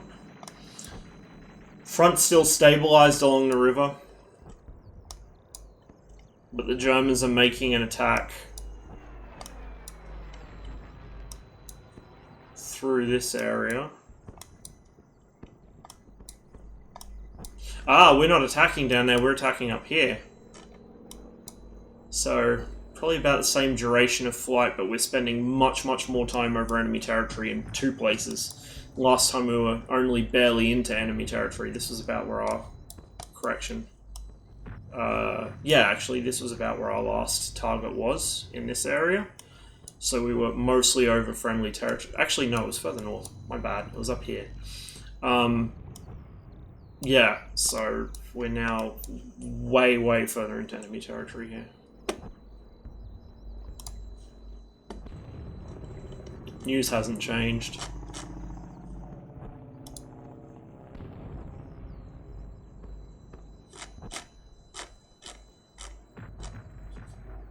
I'm so mad I got cheated of that 109 kill. That's bullshit. That is some bullshit. Alright. We will try and actually have some effect with our bombs. I mean, they're only Fab 100s, so they're not going to have much splash effect anyway. But we will try and be a little more effective with those, so I have to rely less on strafing. Because less strafing means if we get 109s turning up again, I can actually maybe knock one down. Maybe. It also means I don't have to shit myself like last time, running away with no ammunition and an angry 109 chasing me. That was fucking not pleasant. Okay, so takeoff is... we're heading up there, and then over the north end of the city, over the Barricadi district where the gun factory is. Cool.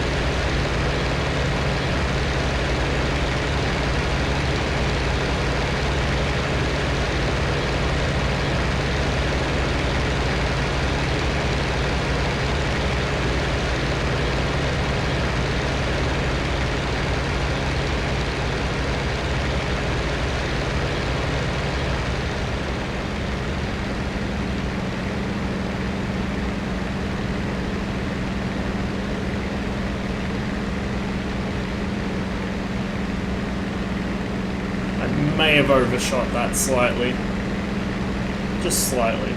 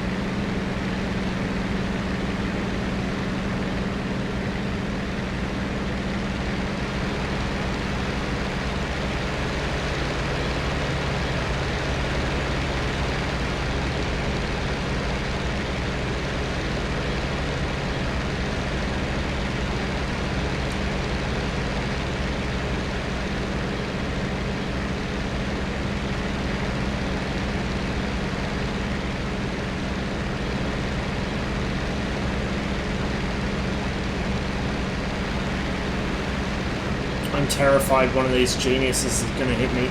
This one, maybe. Technically, I'm number 4, so I should be flying in between them, but I really don't want to chance it. Between my terrible formation flying and the AI's, well, being AI. I'll fly a little in trail again, I think.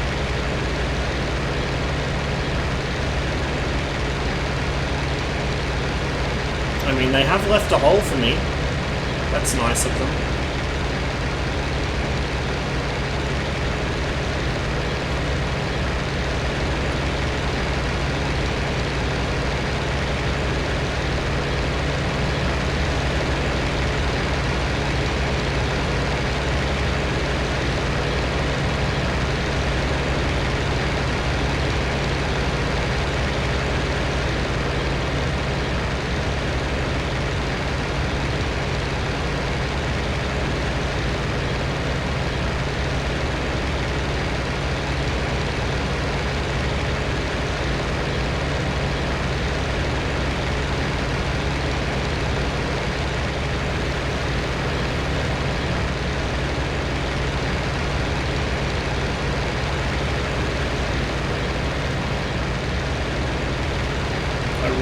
Having them under my nose where I can't see them like that.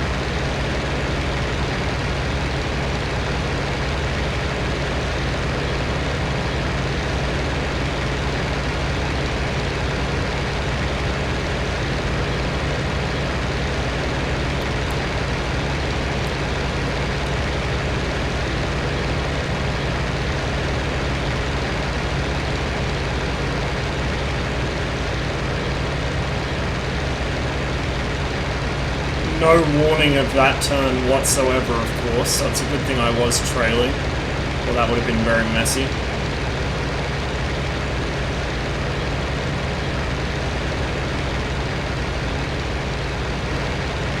Oh god, I kind of have slotted into place here, haven't I? Shit.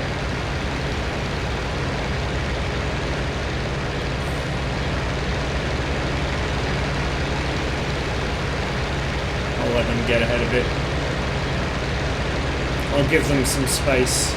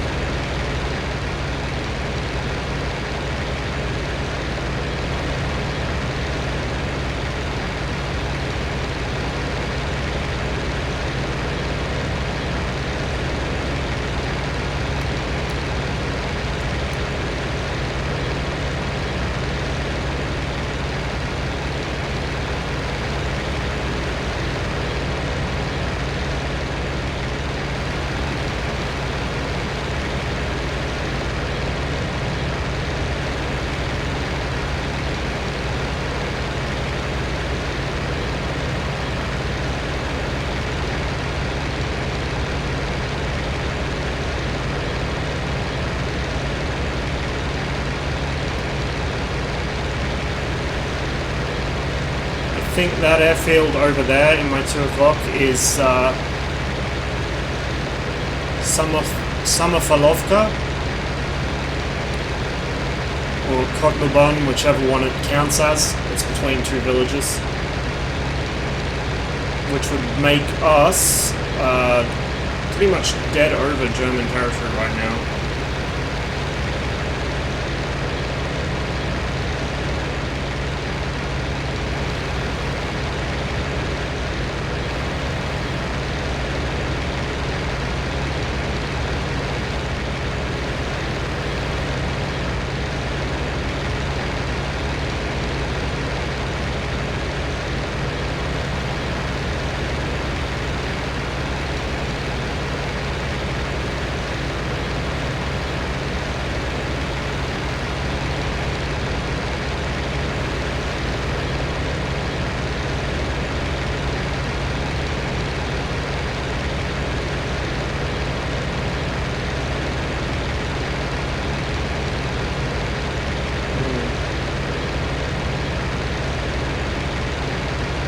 I could be wrong, but I think that's where we are.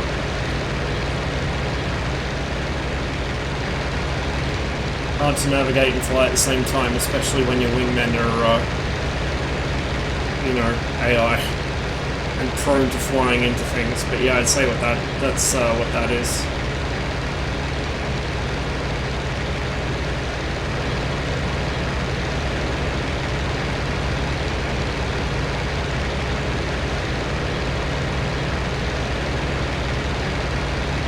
Coming up on the front again here, just in front of the river, and our target's just beyond that.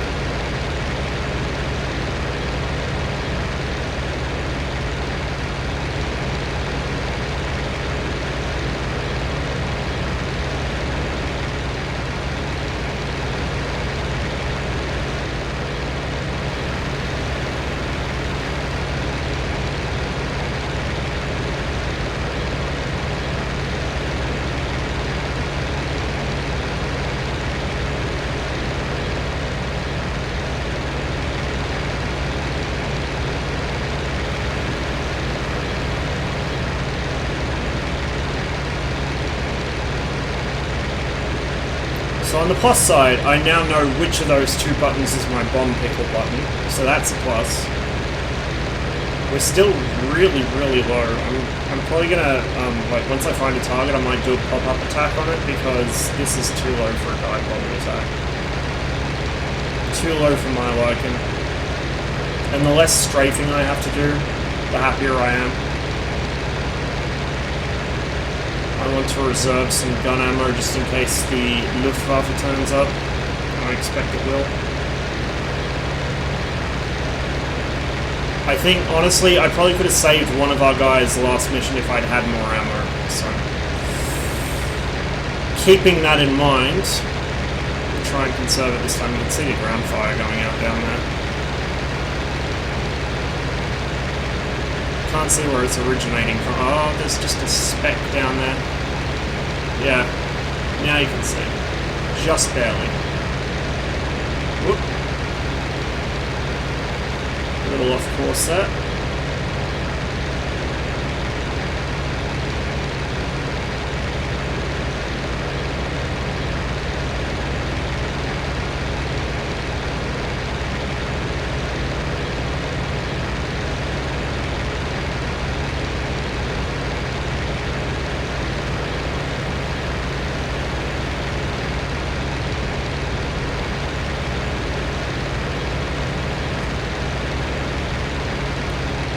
I'm pretty sure we're already over the lines again.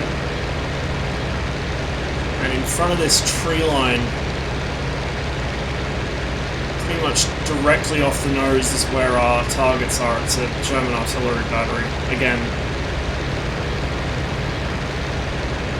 You'd think they could use the IL-2s to do this, but apparently not.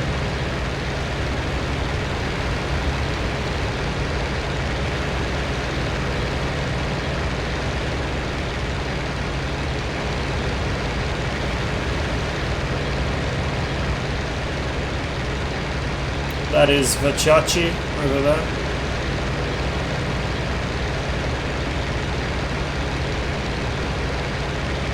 So yeah, target's directly off the nose a little.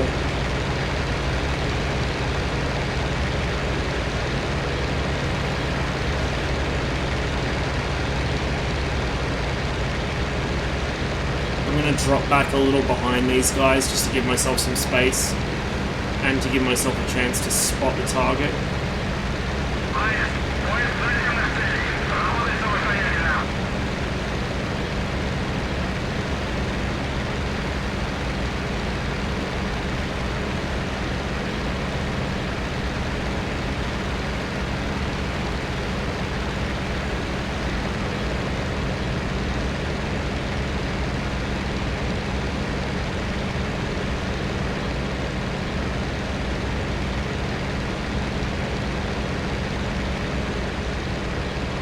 I'll wait for them to start their attack actually, because then I can guide off their smoke, off their bombs. I know that the artillery position's really, like, I think it's basically under my tail at the moment, but it's really hard to see from up here.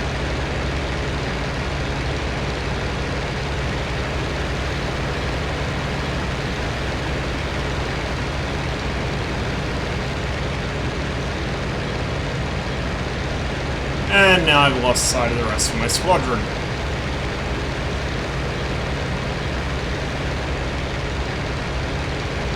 Oh, there they are.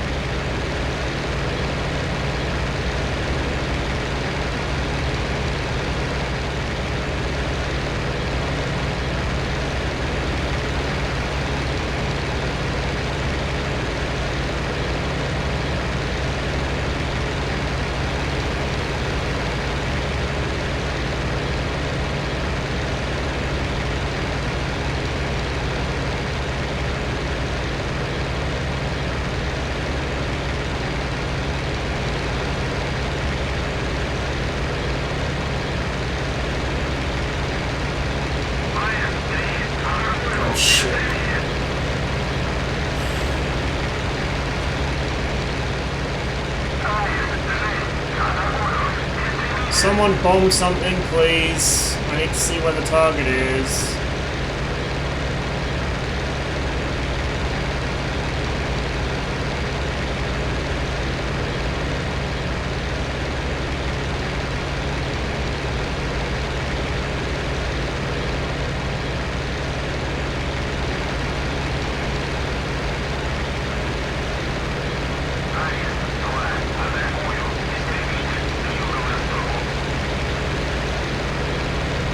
They look like they're attacking something.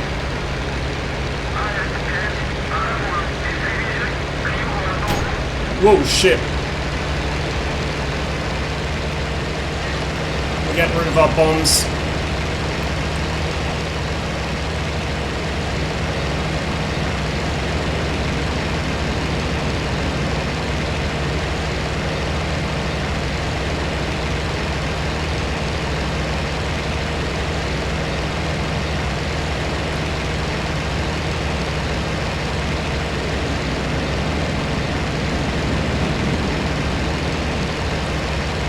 Here you can see what I mean about the AI. All it does is flat turn.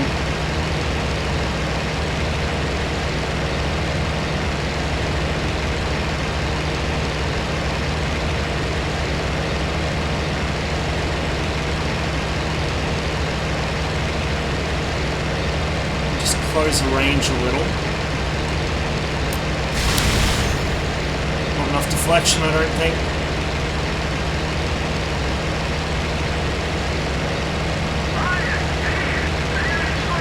Someone hit something.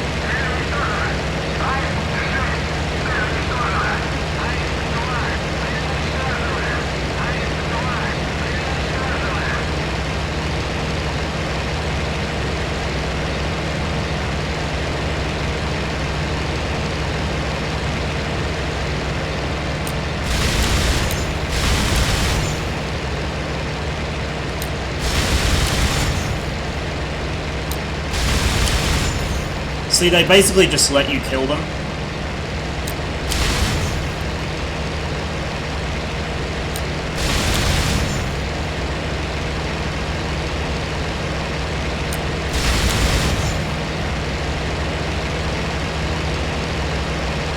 He's going down, I think.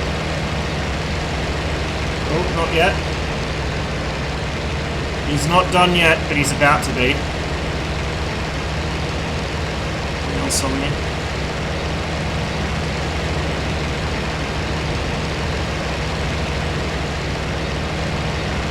I hope that was friendly. I have no idea.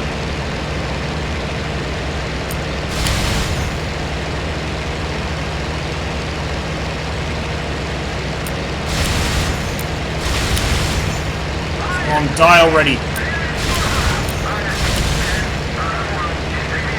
Cannon's out of ammo.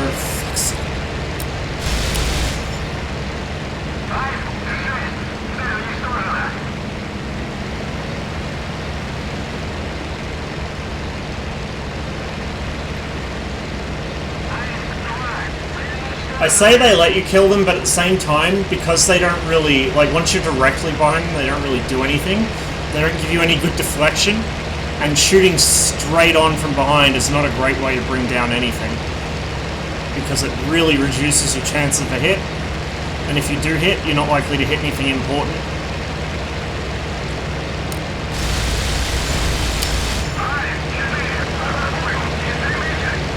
He's dead. He has to be. Yeah, he's dead. My kill. Thank you very much. Whoa, shit! My oil system's gone. Fuck. We're just gonna try and get to the east. Back over friendly territory.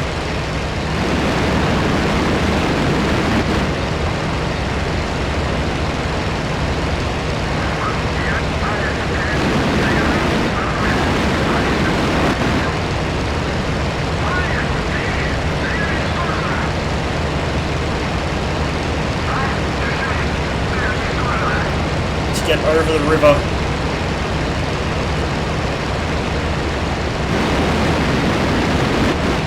think the guy's still on me too.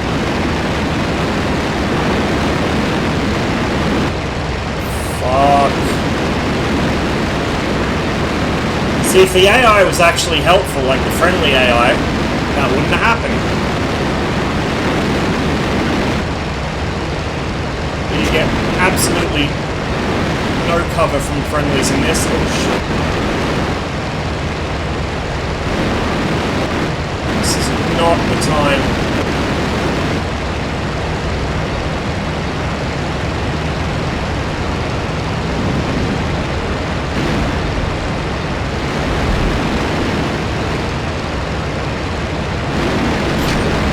Please fuck off.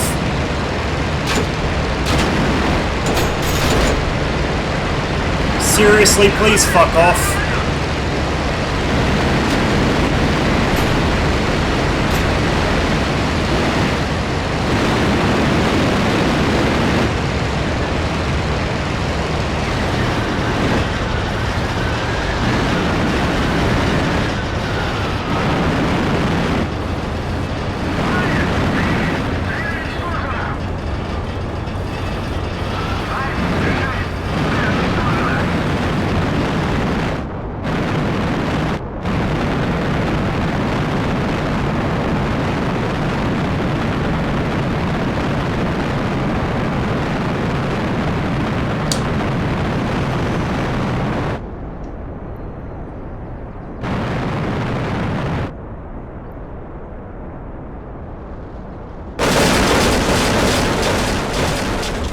Please be in Soviet territory. Please be in Soviet territory.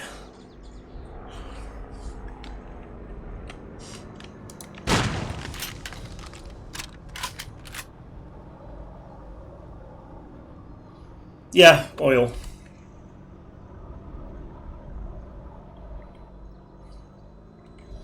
So, problem is, I'm hoping I'm somewhere in here. I think I'm actually somewhere in this area, but I don't know if I made it far enough across the river.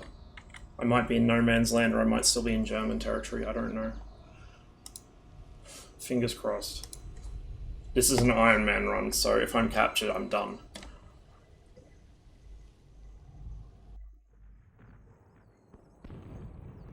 Forced landing. Well, it doesn't say captured. Yet. Oh, thank God. Oh, thank God. Just short of an airfield too, actually. Although I couldn't see it because it's wounded.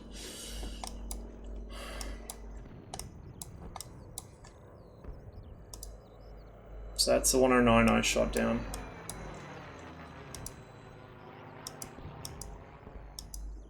See, I ditched my bombs as soon as I saw that first 109. He got a couple grazing hits in. So I ditched my bombs and went after him, but then right after I shot him up, the second 109 jumped me. Oh, we lost a second yak as well. Fuck. Yikes. And that was over no man's land.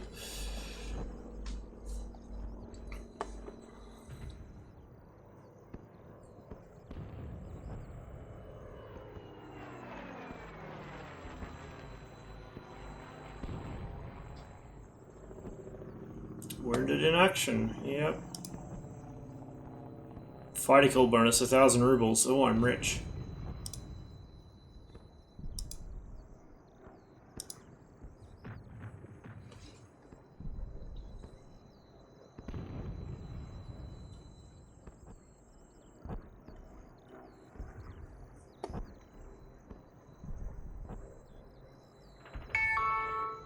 Looks like Antonov crash landed, but got picked up by friendlies.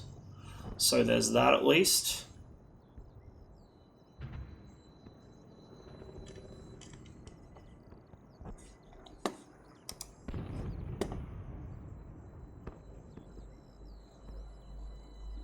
Not sure how long I'm going to be out of the action for.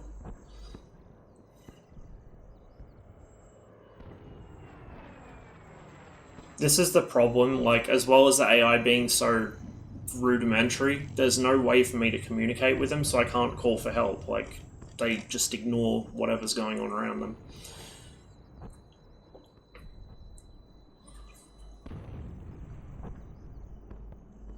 Fadev got a bomber.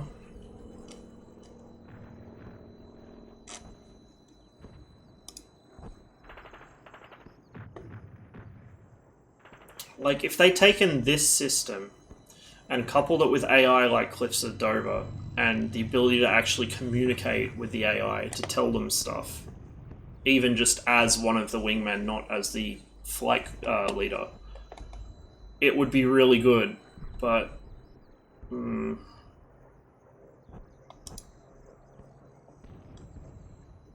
lost one guy transferred to the 11th Fighter Aviation Regiment.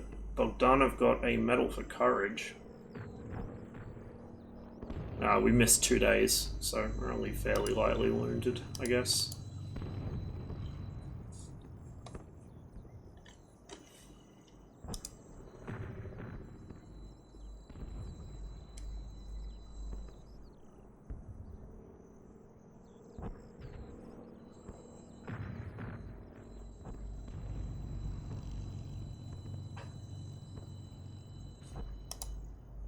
Hey, there we go. Intercept mission. Yeah, boy. See what's going on with UNHQ.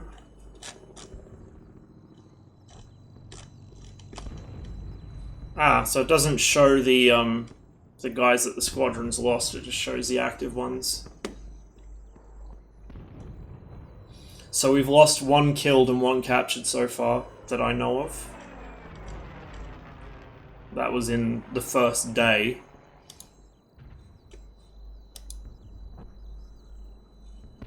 Let's see what's going on at the front. Well,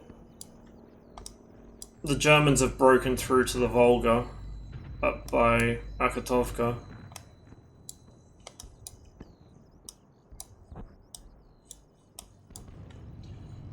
And they are almost to the Volga at Krasnoarmeysk, which is where our we got 2 missions going. Mine's the intercept bombers, so that's the nearer of the 2. The other one's escorting attack aircraft.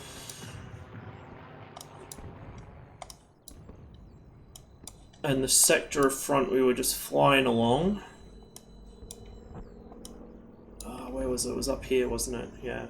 Actually looks about the same. So that section of front's pretty stable, but this one's where the Germans have made their breakthrough. World news. Is there anything new in that? No, there's not. I actually wonder if this maybe doesn't change. It's just the aces that change. Who knows? Oh, or it only goes out every week, maybe.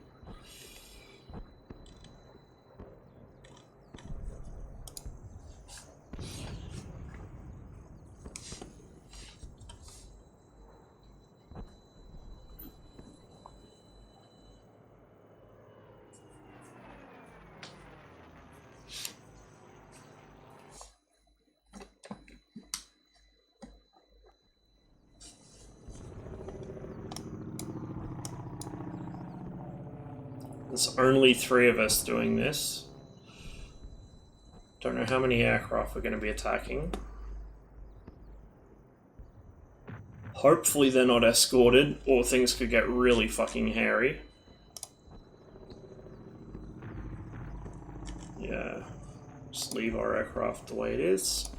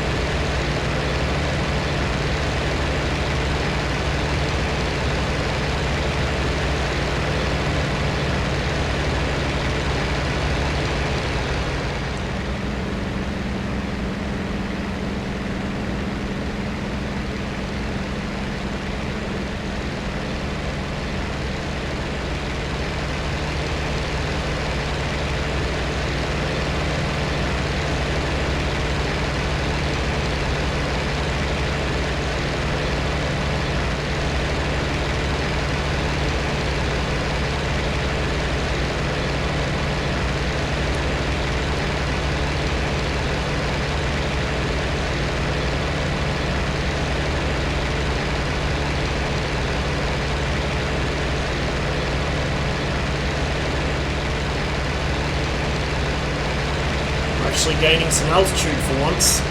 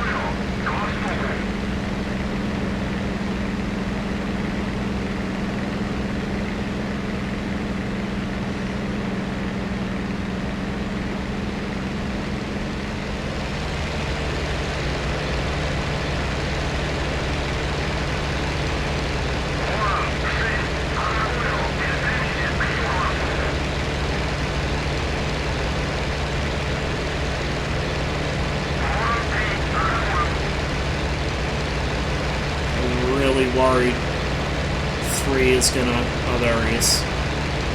I'll let him fly number 2. I'm so bad at formation. And these guys give you no warning when they're gonna turn. So I'll let those 2 lead off. I also think I do need to turn my cloud quality back up because holy shit, that looks awful.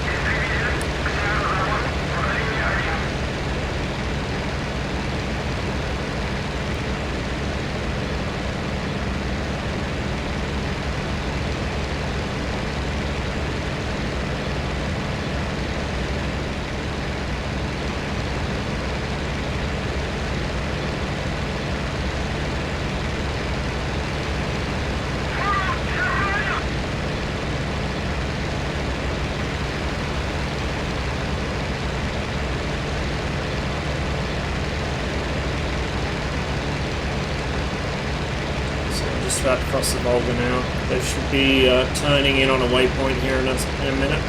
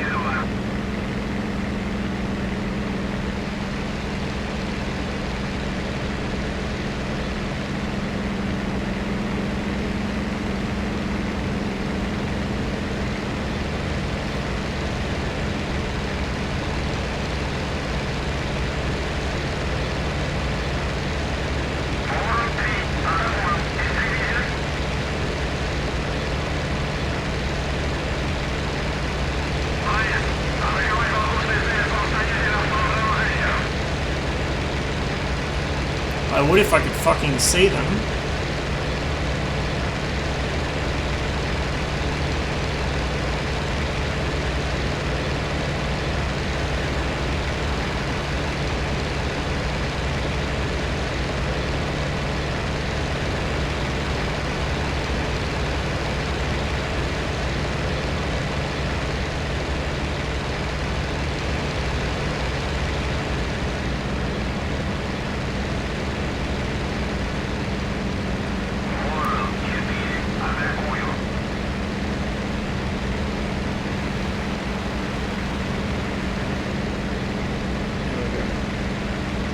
Has he seen something? Hopefully.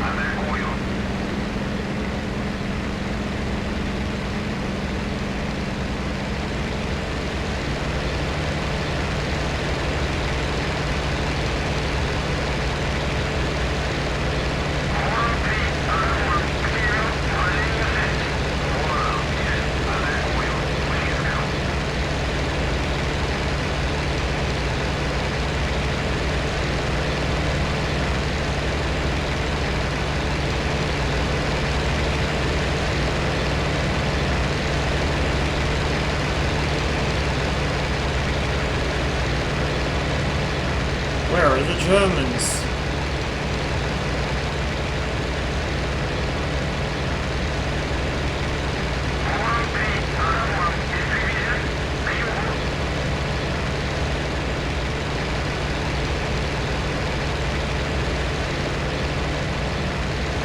Where my wingman.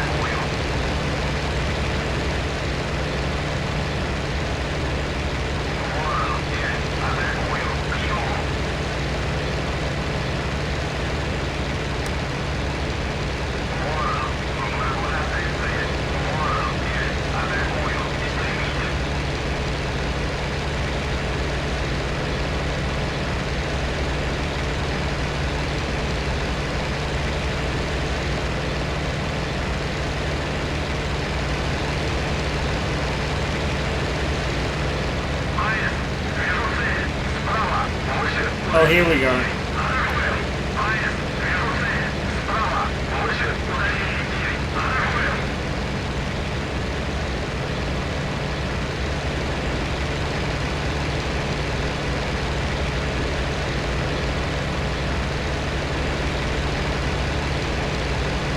There we go. That's a big mess of planes. What do we got?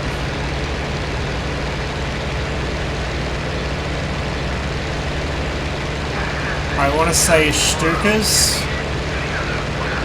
I hope they're not escorted, but I bet they are.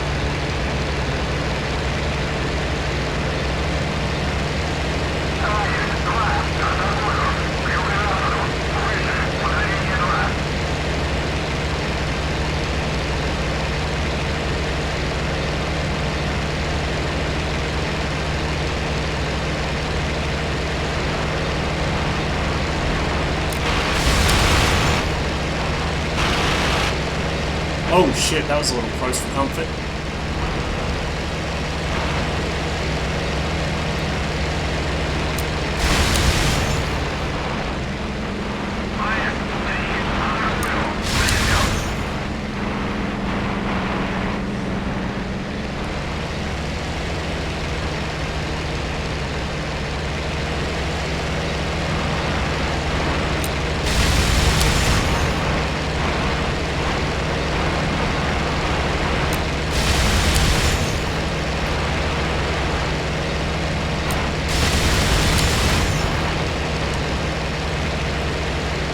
I can barely hit these guys. I'm really struggling here. Like, this isn't the most stable gun platform in the world, and my broken rudder pedals are making it a little difficult to hold steady.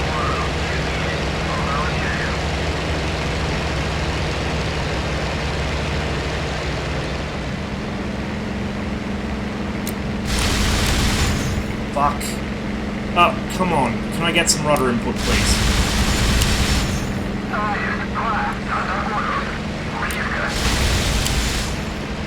Out of cannon. It's going down.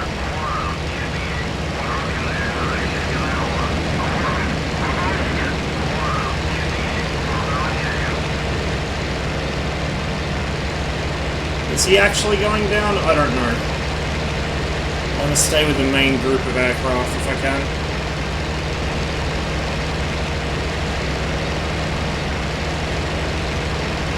They don't appear to have an escort. Imagine sending a shitload of unescorted JU-87s.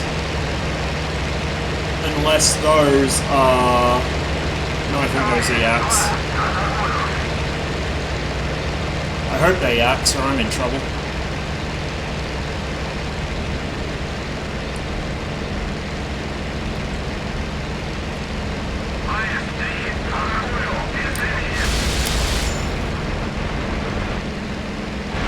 Nope. Someone's engaging a fighter.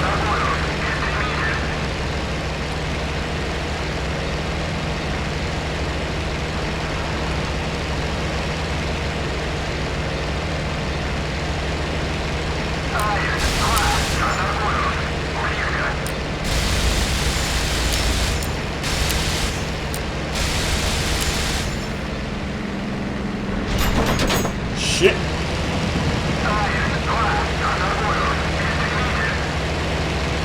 Get a hand here, please.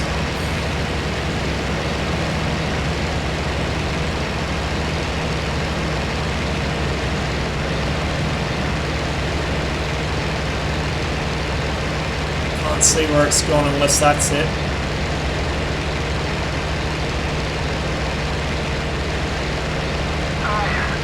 Yeah, I think that is it.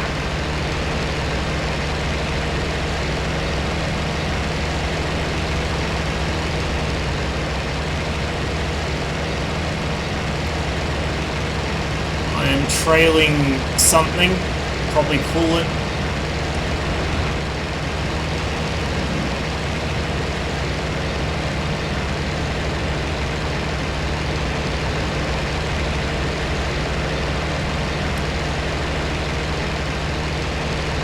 Let's see where he went. I think he's over there. Yeah, looks like he might have... Oh shit, is that one of my wingmen? Yes it is. See, they don't react when something's on their tail.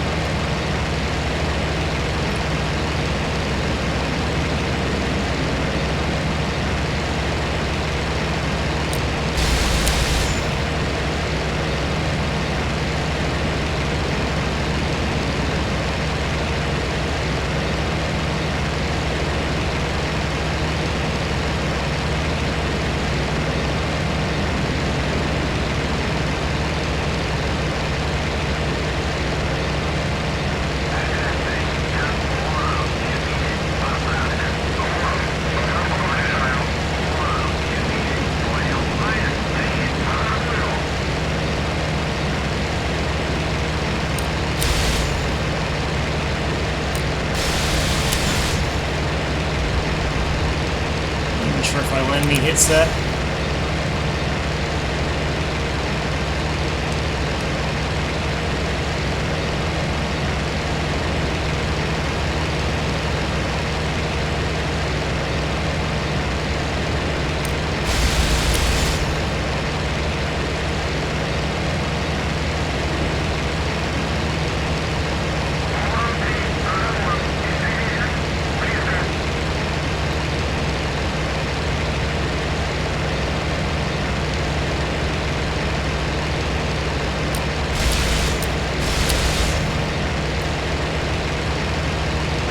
Saw a hit. Not a good one though.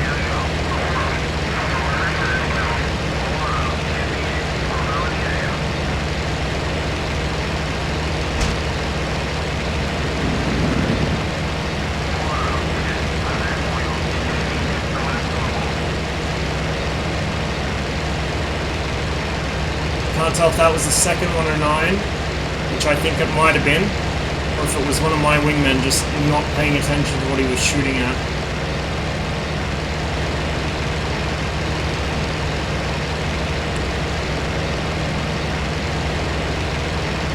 No, that's one of ours. Fucking genius.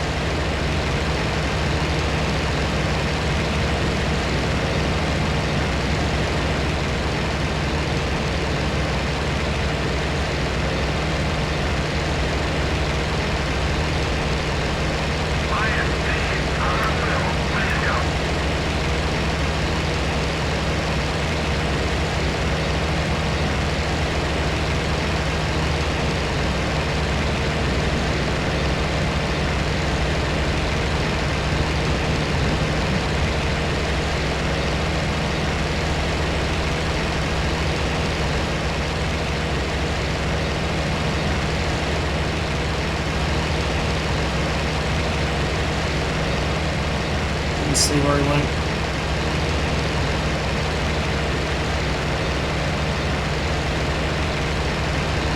Oh, there he is.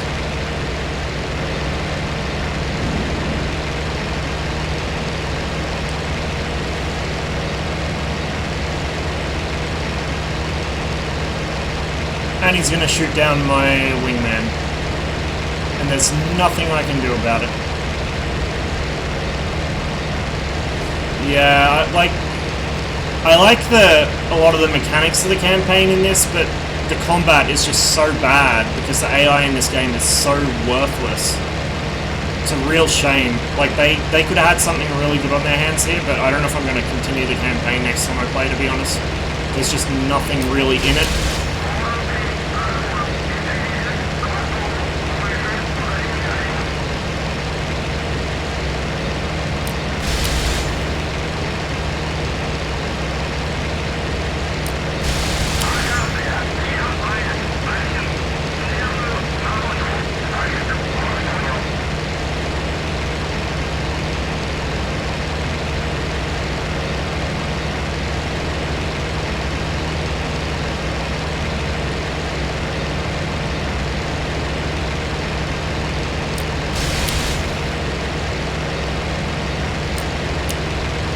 Out of ammo. Shit.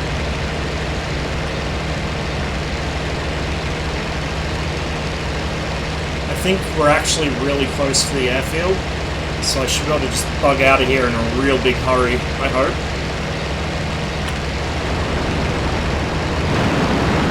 But I'm hoping he won't get on my tail and shoot me down before I come back to the airfield.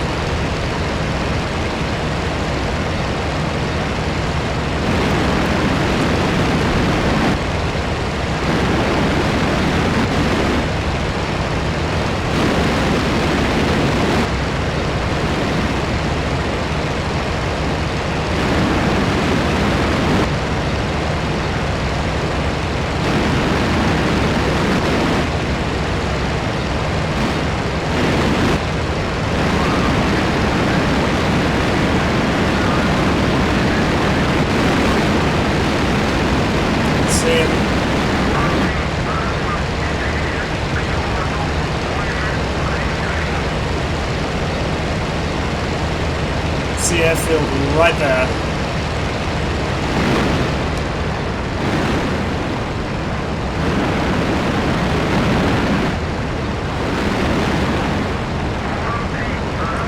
So I'm leaking out of my left wing tank. Not trailing any oil or coolant, not that I can see anyway. Engine's a bit damaged, but it's running well enough.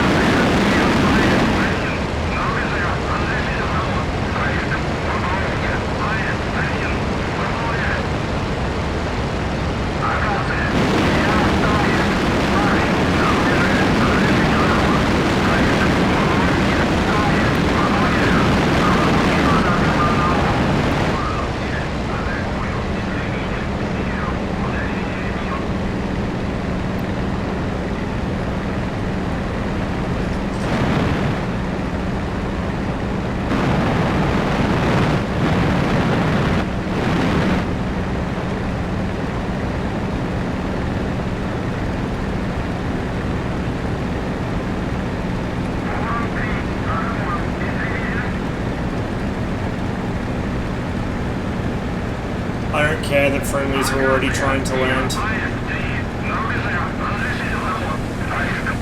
I'm landing, fuck them.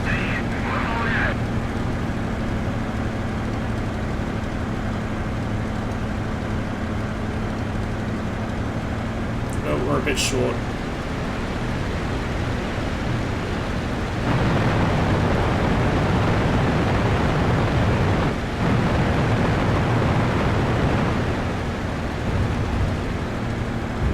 Bit short, but it's all good.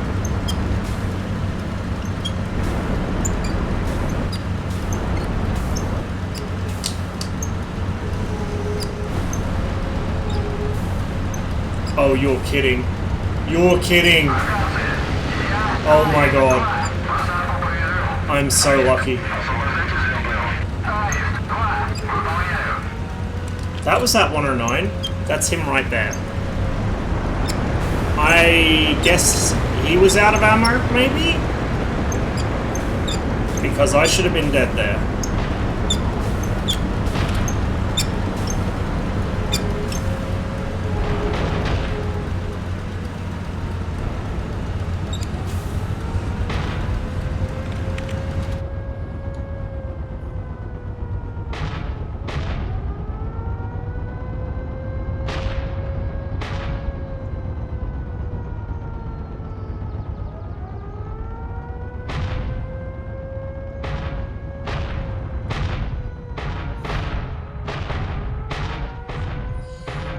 please. I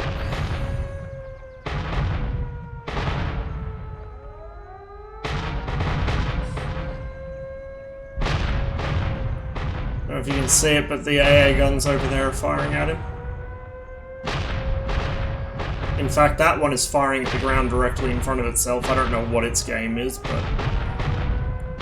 yeah. Oh.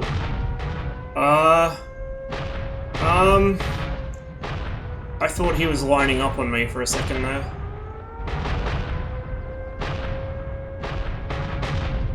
I also have a sinking feeling that this airfield is where those Stukas were headed. Alright, we're gonna go ahead and end the mission.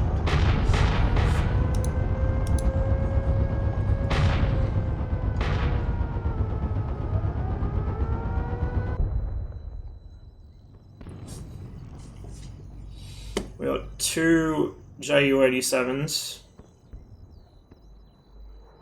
So that's alright, I guess. Better than nothing.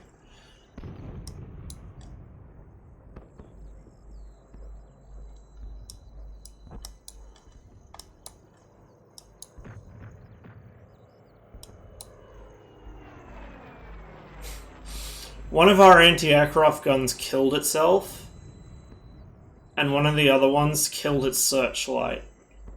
Amazing. 10,000 IQ fucking AI in this game. So I got 1 Stuka there. Friendly P40 killed a 109 there. 109 died there to who knows what. P40 got shot on there by one of the Stuka gunners. Where'd my other one fall?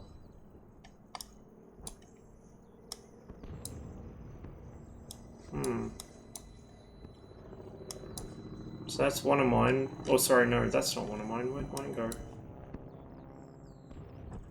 Here. I don't know where my second one went, because it said I got 2. How did it go? It was an absolute shit show. So I had another encounter with Jammer, and he was in front of me, directly in front of me. I could see him plain as day. He started turning in, and in the split second he was behind the canopy frame, he ceased to exist. He just totally disappeared. Like, there was nowhere he could have gone. He just vanished. I'm assuming this is down to netcode. But anyway, he totally vanished in front of me. I couldn't see him for about 30 seconds, and then he reappeared, like, right on my tail. And then I tried to evade him, but no matter what I did, my plane started trying to spin on me because I guess I was somehow too slow, even though I was in a pretty steep dive. And yeah, he shot the crap out of me, and in the process of me constantly flicking into spins because the Yak didn't want to do what I told it to, he managed to ram me. And the most insulting part was, well, he dropped an S in chat, which I'm fairly sure, given the context, had to have been sarcastic, because it sure as hell wasn't a good fight, worth note.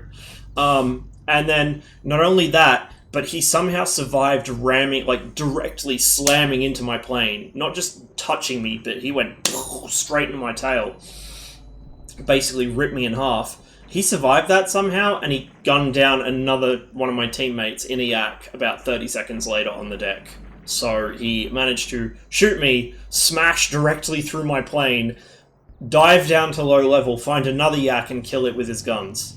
And from the salt that was going on in chat from my teammate, it sounds like he cut inside his turn and killed him. So yeah, it's, I don't know, like, I kind of, this game can be really fun. I've had a couple of really fun fights in this, but overwhelmingly my experience has been frustration. In this campaign, it's frustration because while the campaign is really well done, the AI is just so dumb it makes it kind of not worth playing. And the multiplayer, it's because the netcode is so bad, on top of all the other problems. So, yeah, I don't know, like, I want to enjoy this, And I remember that I had some of the same problems with Rise of Flight back when I used to play that a lot, but it's just so frustrating right now.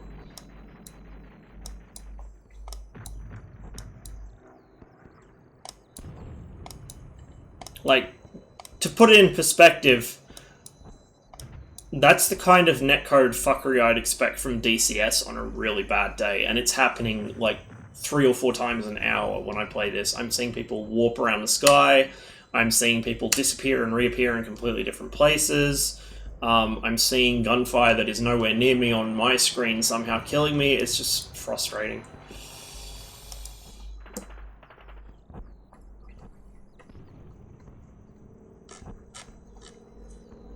I'm curious what the outcome of that mission was. I guess we'll find out here in a moment.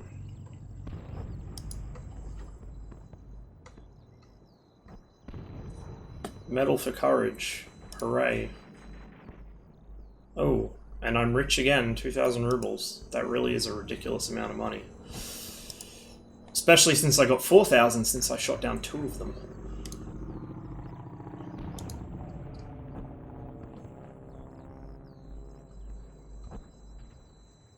Yeah, that's kind of a, that's the kind of bug that, you know, you kind of consider that game breaking. That's pretty fucking bad. So, there we go. I also have a half share in a 109, which the game credited to an anti-aircraft gun instead, which was pretty nice.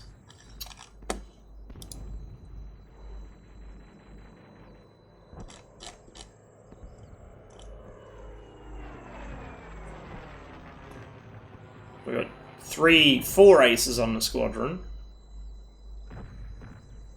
Oh. Not if you count parked planes. He's not. He's not. He is. So Bogdanov is our actual ace. The rest are just from destroying planes on the ground, which I'm pretty sure you wouldn't count.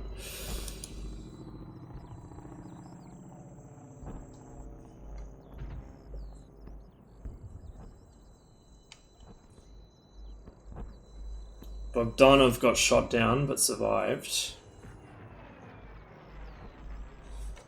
I got 2, Fadeev got 1. Yeah, that's not too bad. I don't know, it's just like...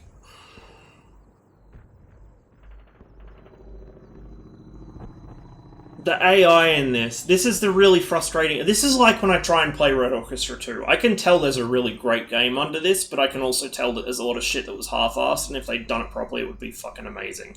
The AI.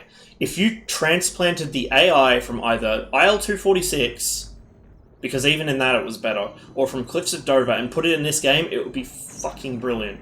Like... Cliffs of Dover's campaign system is kind of a shit fight because the game was released before it was finished, but the AI, at least in its combat mode, is really, really good. But in this, you get on their tail and they either do nothing, or they just firewall the throttle and fly straight and level, or they flat turn. That's it. There's no challenge to shooting down the AI in this. In fact, the only challenge is that it takes so long to catch them because they're flat turning at full power, so you've got to catch up to them and keep the turn on them, that in the time it takes you to actually get enough hits in, another one of them has appeared, or one of your own teammates has appeared trying to shoot them and is hitting you instead. Like, that's the only challenge in this.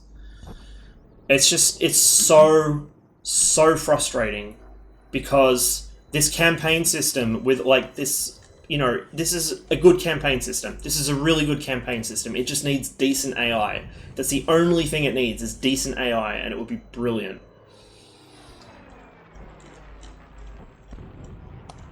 And the multiplayer, like, when the multiplayer doesn't have people warping around the sky and shit like that, the multiplayer is fun. The problem is, first of all, I don't have enough experience on the axe, so I tend to get a bit aggressive on the controls. But it's also that I can't see anything because the spotting's so bad. And... you know, the netcode is a shit fight, but, like, I don't know. I can see that this is going to be a fun game at times, but the problem is that, at the moment, those times are outweighed by the frustration. Try the sharpen effect in the settings, that kills my frame rate. It absolutely destroys my frame rate. I had to turn it off because it was running like a slideshow. Is there any newspaper yet? No, there's not.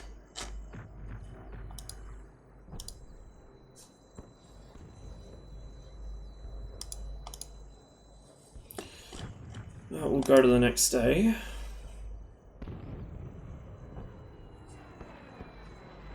I've got to turn my cloud settings back up as well, because my I turned them down because I thought it was impacting performance, but then it gets to the point where if there is an aircraft even near me that's got a cloud behind it, I can't see it because the cloud blots it out.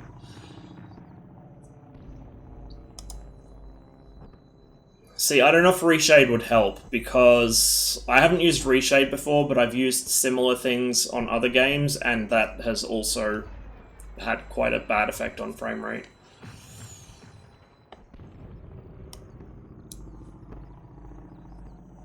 Attack enemy vehicle column. Well, I think I might leave that mission for next time. I'm kind of tired and kind of frustrated, so might do that. Like, I don't know if I'm going to continue with the campaign, to be honest. Like, again, it's a good campaign. It's just missing the AI. If there was some, maybe if there was like an AI mod for this, like there was for 1946, that makes the AI actually react to other aircraft, it would be good.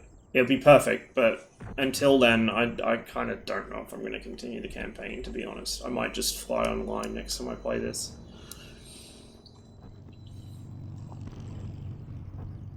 It's kind of like Rise of Flight. I did try the campaign in Rise of Flight, but in World War II, flat turns were about as advanced as tactics got. Like, I've read accounts from people that either watched dogfights from the ground or were participating in them from World War I, and flat turning is about as dramatic as anything got. But in this, it just really doesn't cut it.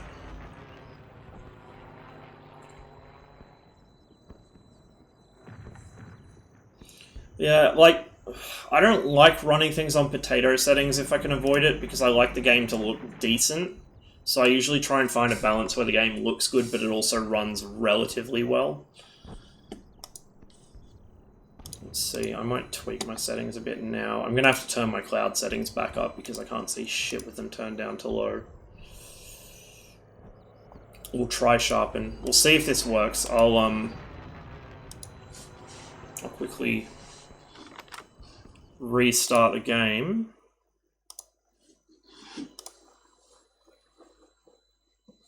Yeah, no, that's fine. That's fine.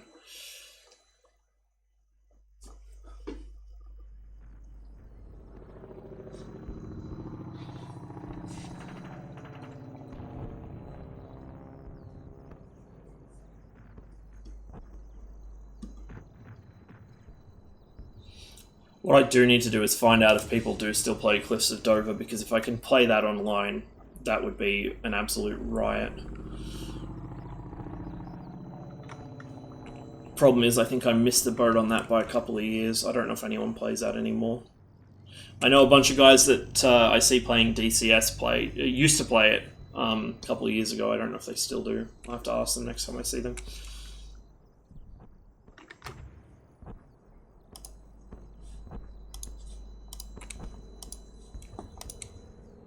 I'd imagine it would lose it pretty fast, but from memory it had a pretty high wing loading. Let's try a quick mission.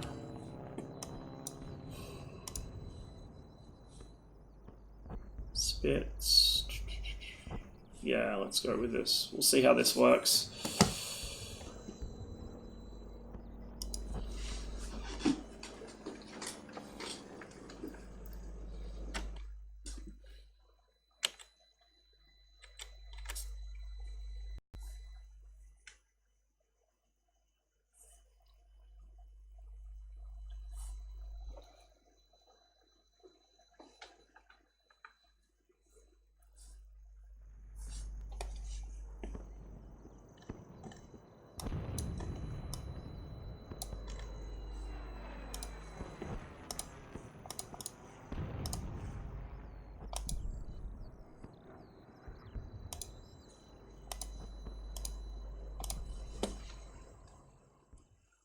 Really? Really? Shit, I thought it would have been higher than that.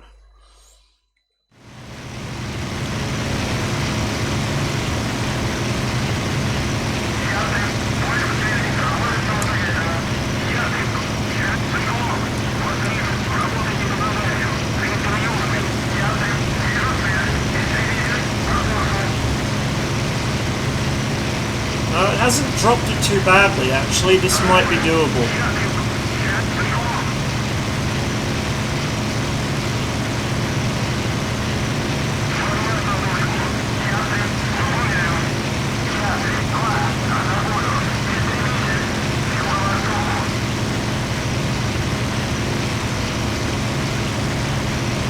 Where'd my 109 go? There he is.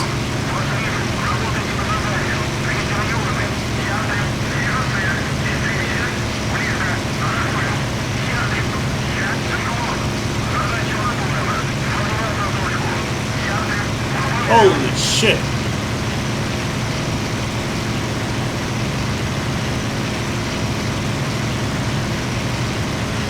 I will say as well, I tend not to like sharpen filters in games, especially if I've got anti-aliasing off. Like, turning the sharpen filter off is one of the first things I did in Arma 3, but here, yeah, it might be necessary to help spot, to be honest. So I might have to leave it on.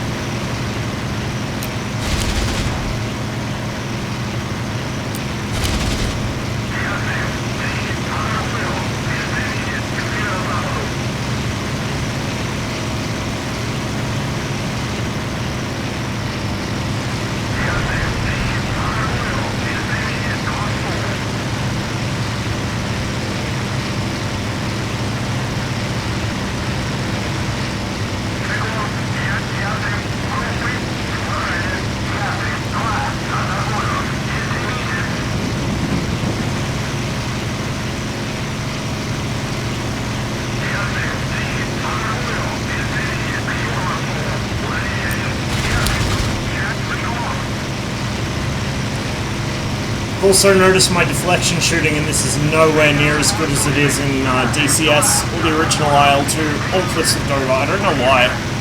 I mean, there's basically no difference, right? Shouldn't be any.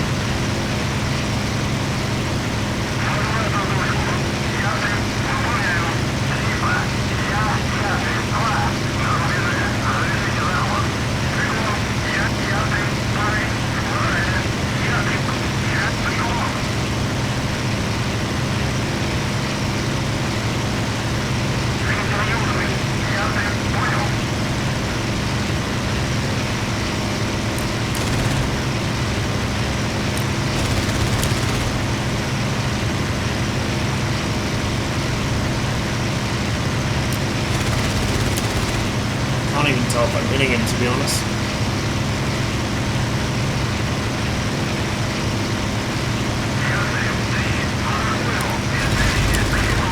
And we're out of counting. Good old Mark 5 carries fuck all 20mm rounds.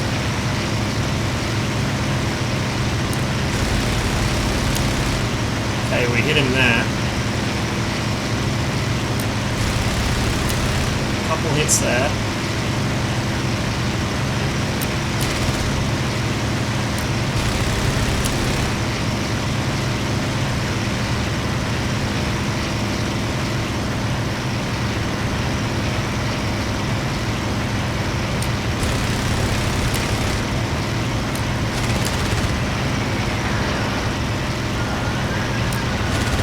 Engine stuffed.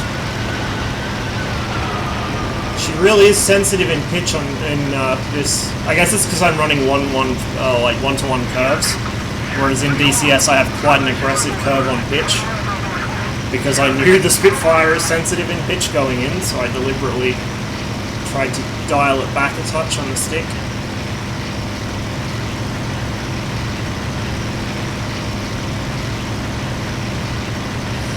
I don't know how much this will help with spotting, like, distant aircraft, but for the close-up ones, it's pretty decent, I guess. That's a spit. That's a 109.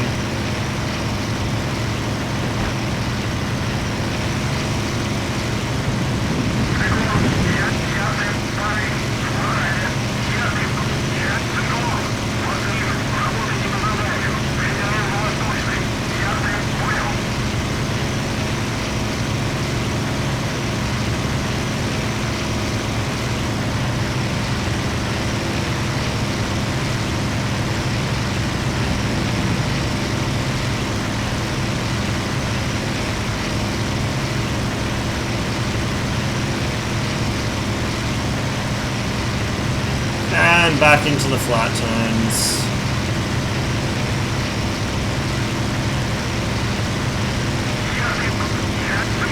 I don't know if you've seen what I mean about Cliffs of Dover AI, but I think there should still be some VODs up from me playing it a couple days ago, and you'll be able to see what I mean about the 109s in that. Like, they roll, they jink, they're all over the sky, they're really difficult to hit.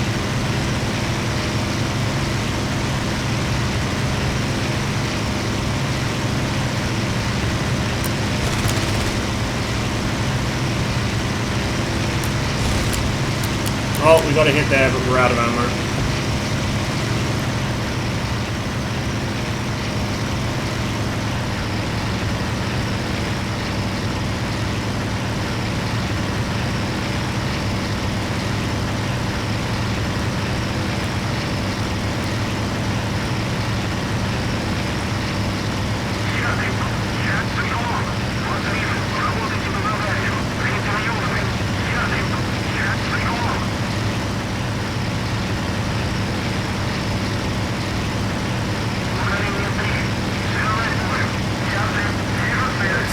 South-ish.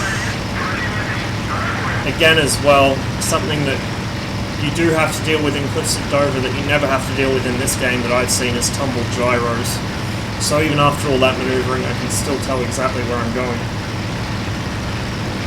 Whereas in Cliffs of Dover it's very easy to get lost because as soon as you get into combat, because as far as I know there's no way to cage the gyro, it'll tumble. You gotta wait for it to either kind of sort of set itself right, or you just got to make best guesses.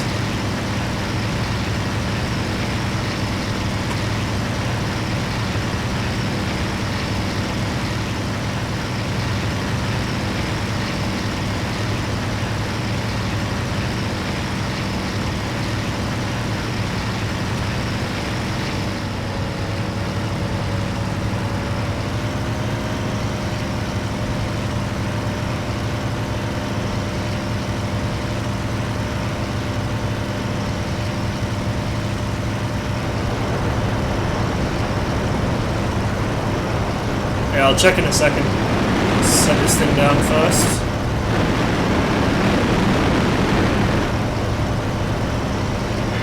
I'm trying to know which direction the wind was coming from. Probably should have checked that.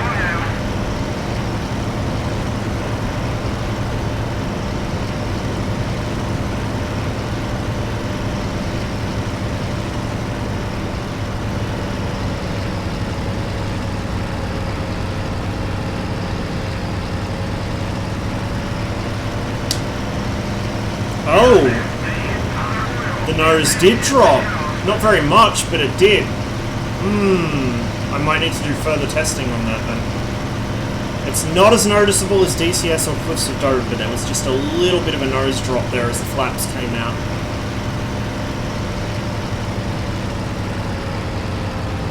So maybe they did model it, I just didn't notice before.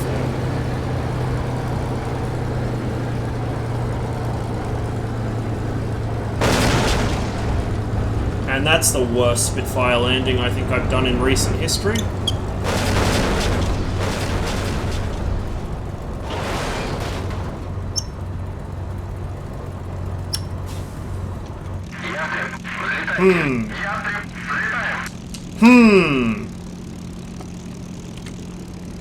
Let's restart that. I'm curious now. Yeah, it could be maybe. I'm not sure. But it's like it's that was, it just felt like a slight dip. In Cliffs of Dover and DCS, it's a very definite drop. Like, you can't miss it. Let's see.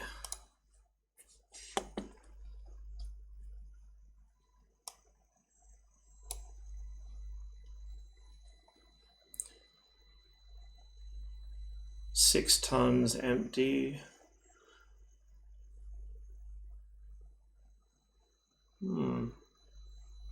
Yeah. Interesting. I know that the Spitfire has a very low wing loading for its era, but I can't remember what it is in well, I can't remember what it is off the top of my head anyway, but especially in metric. Right, let's try that again.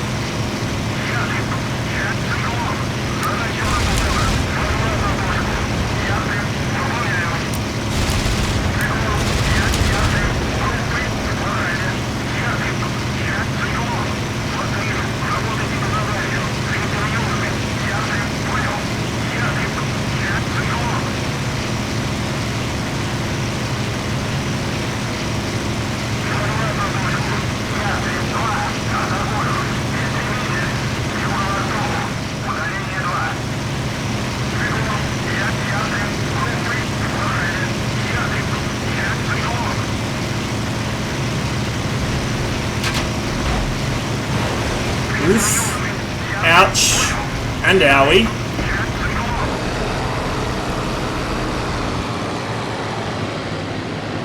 Yeah, maybe. I don't know. It still didn't quite feel right. Let's try that again and not get shot down this time. Yeah, just a little bit. Slightly asymmetrical lift going on there. Okay.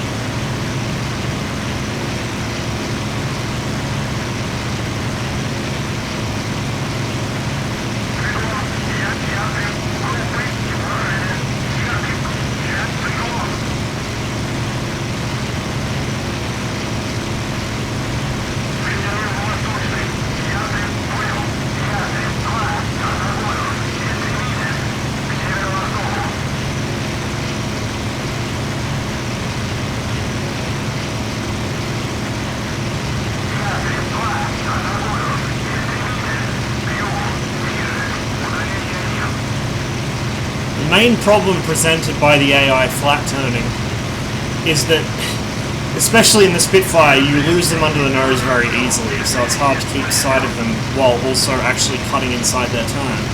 So, like, you can do a lag pursuit, but you'll never catch them.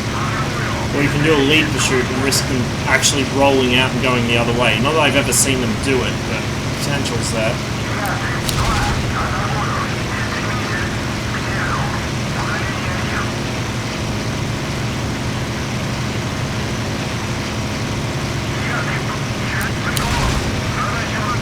It's there. Didn't seem to have much effect though.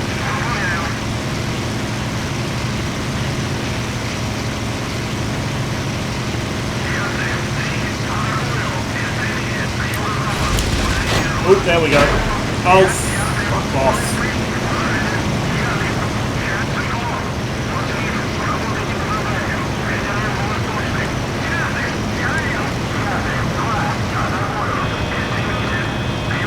Elevator controls are gone.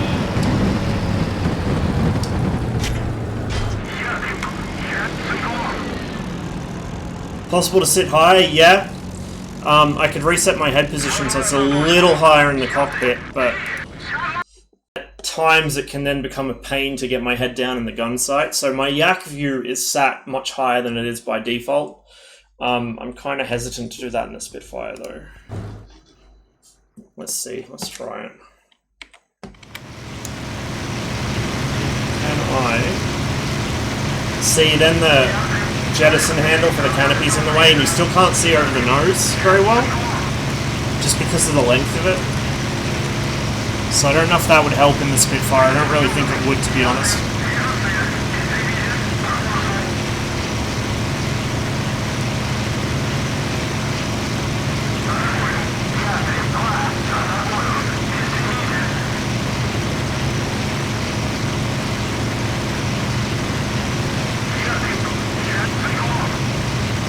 Also, definitely highlighting my urgent need for new rudder pedals.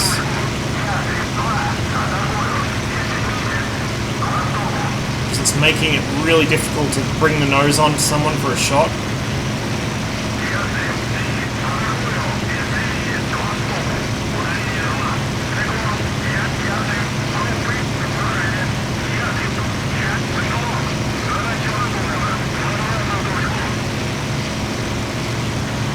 Did he reverse out of that turn? Where's he gone? Oh, he went under me. See, that's what I mean. It's easy to lose him under the nose. I think I got one on me though. At least one.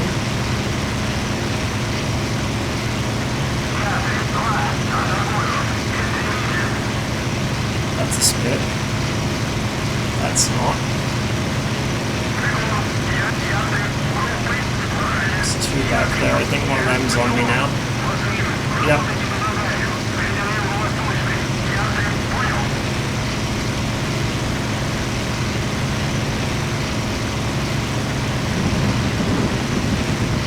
Oh, okay. Yeah, okay.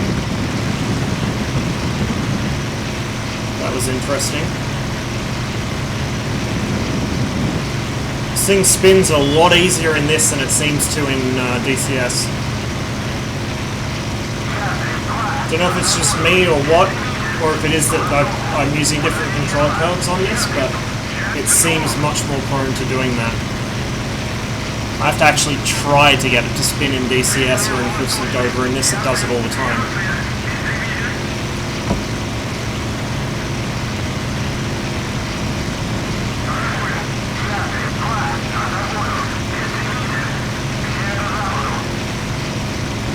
Try 110 just for fun? Yeah, I might in a minute. Oh.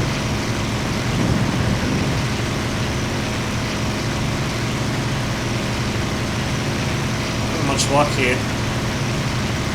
They're all ganging up on me.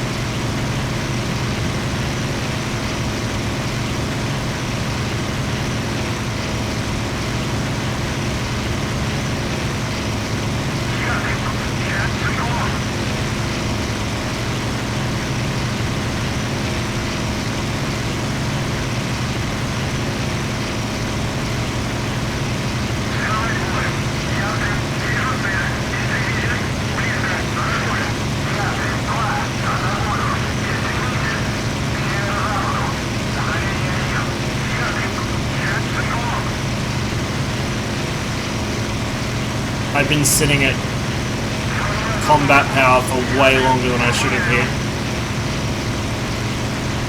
Again, as a result of the way the AI flies, I can't catch them unless I do.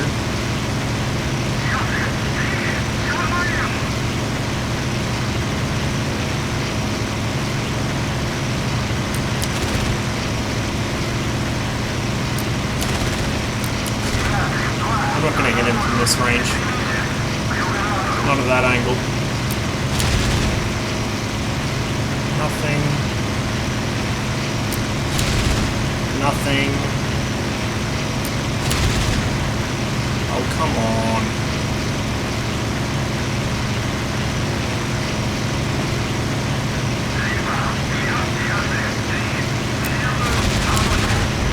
There we go.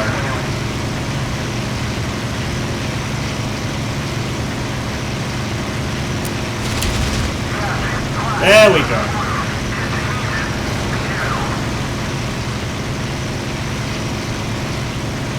Did he? I think part of his wreckage might have just hit me. Nope. Spit seems okay. Don't know what that was. Kind of jolted a bit, and I heard something that sounded like something hitting me.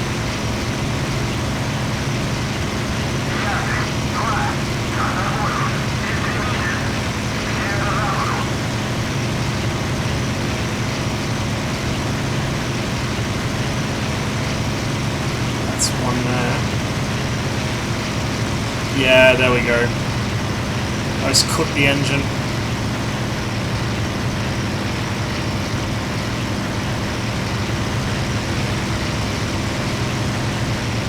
I knew that was coming sooner or later, running it that hard.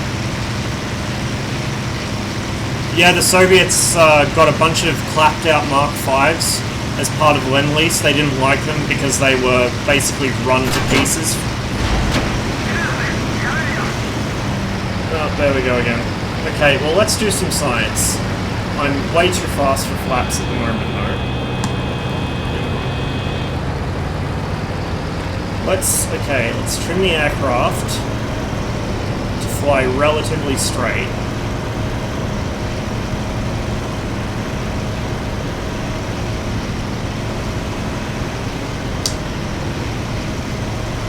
No, nose didn't drop at all, and it should have.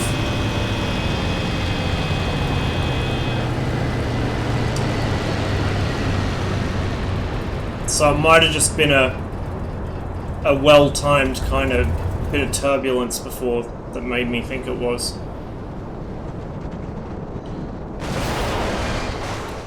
But yeah, the Soviets got a bunch of well-worn Mark Vs as Lend-Lease. They really didn't like them because they had been run so roughly by the British. Like these things had been, a lot of them were rebuilds from the Battle of Britain that had been rebuilt from Mark 1 to Mark 2 to Mark 5. The narrow landing gear was not at all suited to Soviet airfields. The Spitfire was, compared to any Soviet fighter, a maintenance-intensive nightmare. They had trouble getting parts for it. They just didn't like it. Now, they also got some Mark 9s as Lend-Lease, and they did like those. They really liked those, but they also, by then, had enough of their own fighters, which were still better suited to them, that they pretty much didn't use them in the VVS. Most of the Mark 9s went straight to the PVO and were used as high-altitude interceptors, since the PVO didn't really have anything that could do that natively, except the MiG-3. So they did use them, but they didn't use them if it was at all avoidable. The Soviets preferred to use their own aircraft and the P-39, which they absolutely adored. Yeah, let's try a 110. Let's do it over here. Actually, let's do it over here. The F-110. Is the G2 the only variant? Yeah, it is. Okay, that explains a few things. Then we'll go against Yak 1Bs. Why not? There is E2. Oh, maybe I don't have that. I don't even see it in here. Oh, yeah, no, I don't have Battle of Moscow. I don't think. Also, the E was a pig anyway. It was, the pilots hated it and thought it was the worst variant of the 110, so yeah, we won't do that.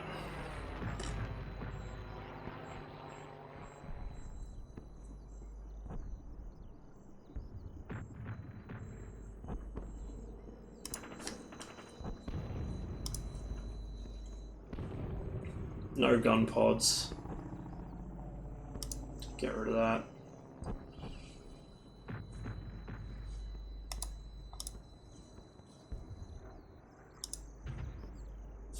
Right, this is probably going to be a train wreck, but we'll try it.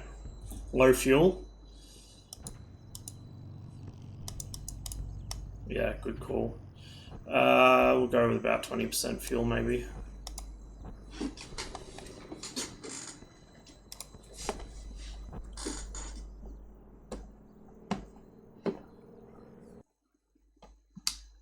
Now, bear in mind, I spend very, very little time in German aircraft, so this is probably going to end in tears.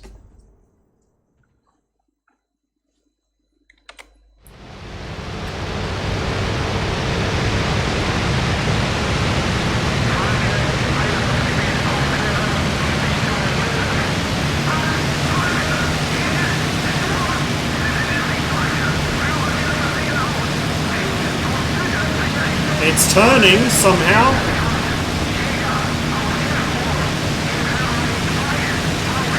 You're kidding. It can actually turn. I don't believe it.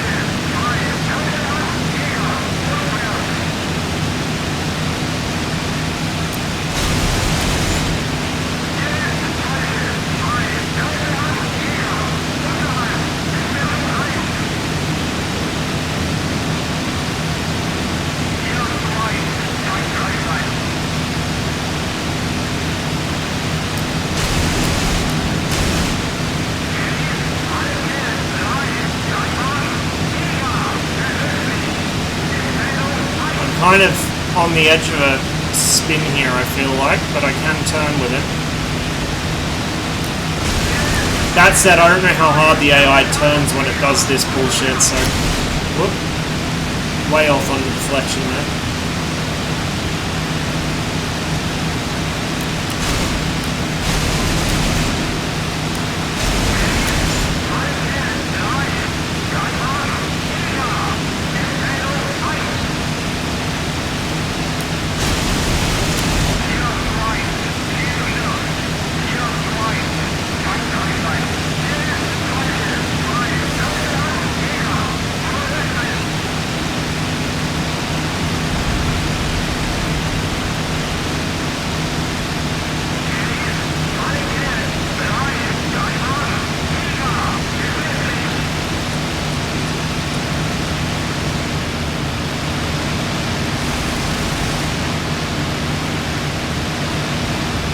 F4 with the gun pods? Don't think so.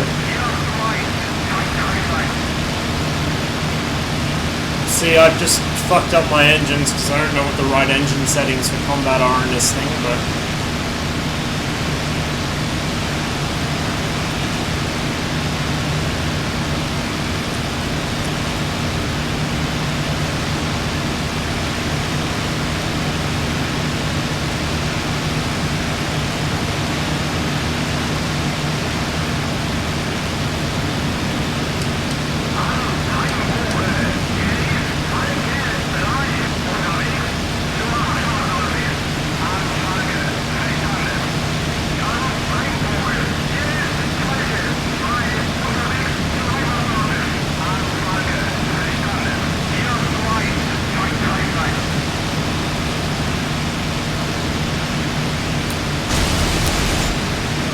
I can't believe this is actually working.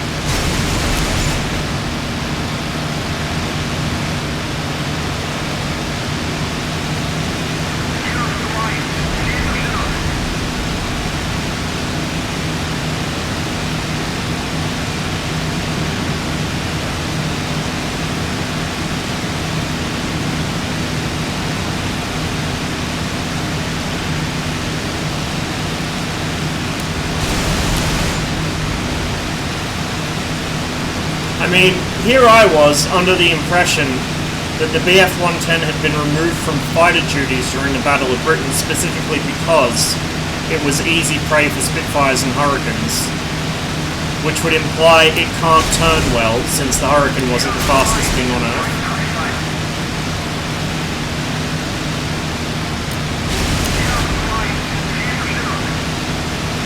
And yet here we are. I'm not even using differential throttle on this. I don't have a second throttle set up in this game. I use the other half of the throttle on this for my pitch. God, I feel filthy. What is this? Not really. They're about the same speed, at least the early 110s. Oh, that engine's packed it in. And I can't remember what I've got feather bound to, so we're just going to have to deal with the dead weight.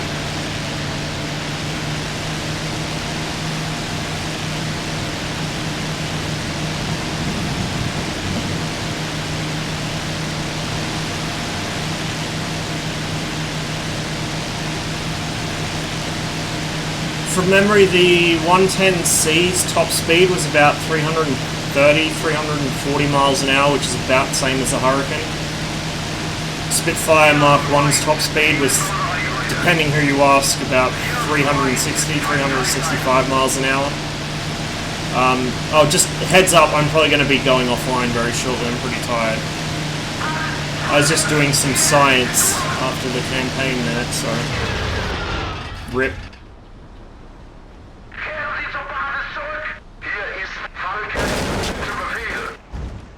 I mean, if I actually knew how to look after the engines on this thing, yeah, this would be filthy. This would be absolutely filthy. I'm astonished.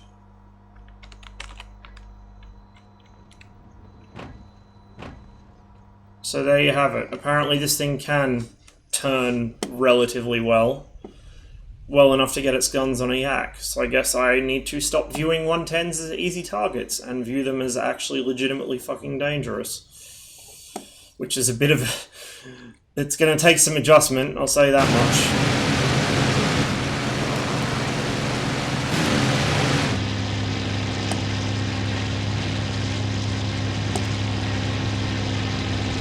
Only one of the yaks survived that. I do like the lighting in this. It's pretty nice. Anyway, yeah, I think I'm going to call it now, because I'm, like I said, kind of tired. So, I don't know if I'll keep going with that campaign, to be fair. What I might do is, next stream I might do some more Cliffs of Dover. I might also look at setting up my controls for IL-246 again, and getting back into that.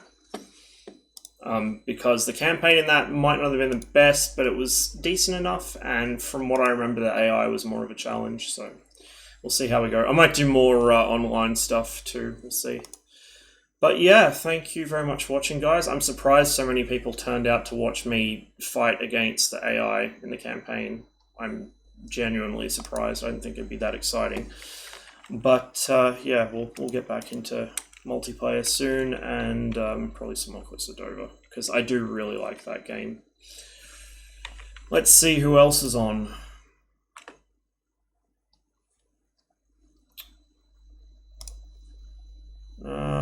Oh.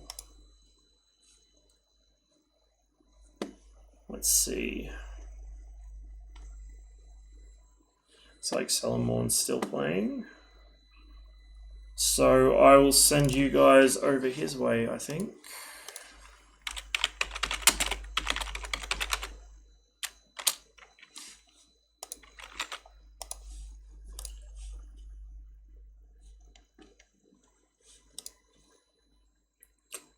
There we go. That should be set up, hopefully.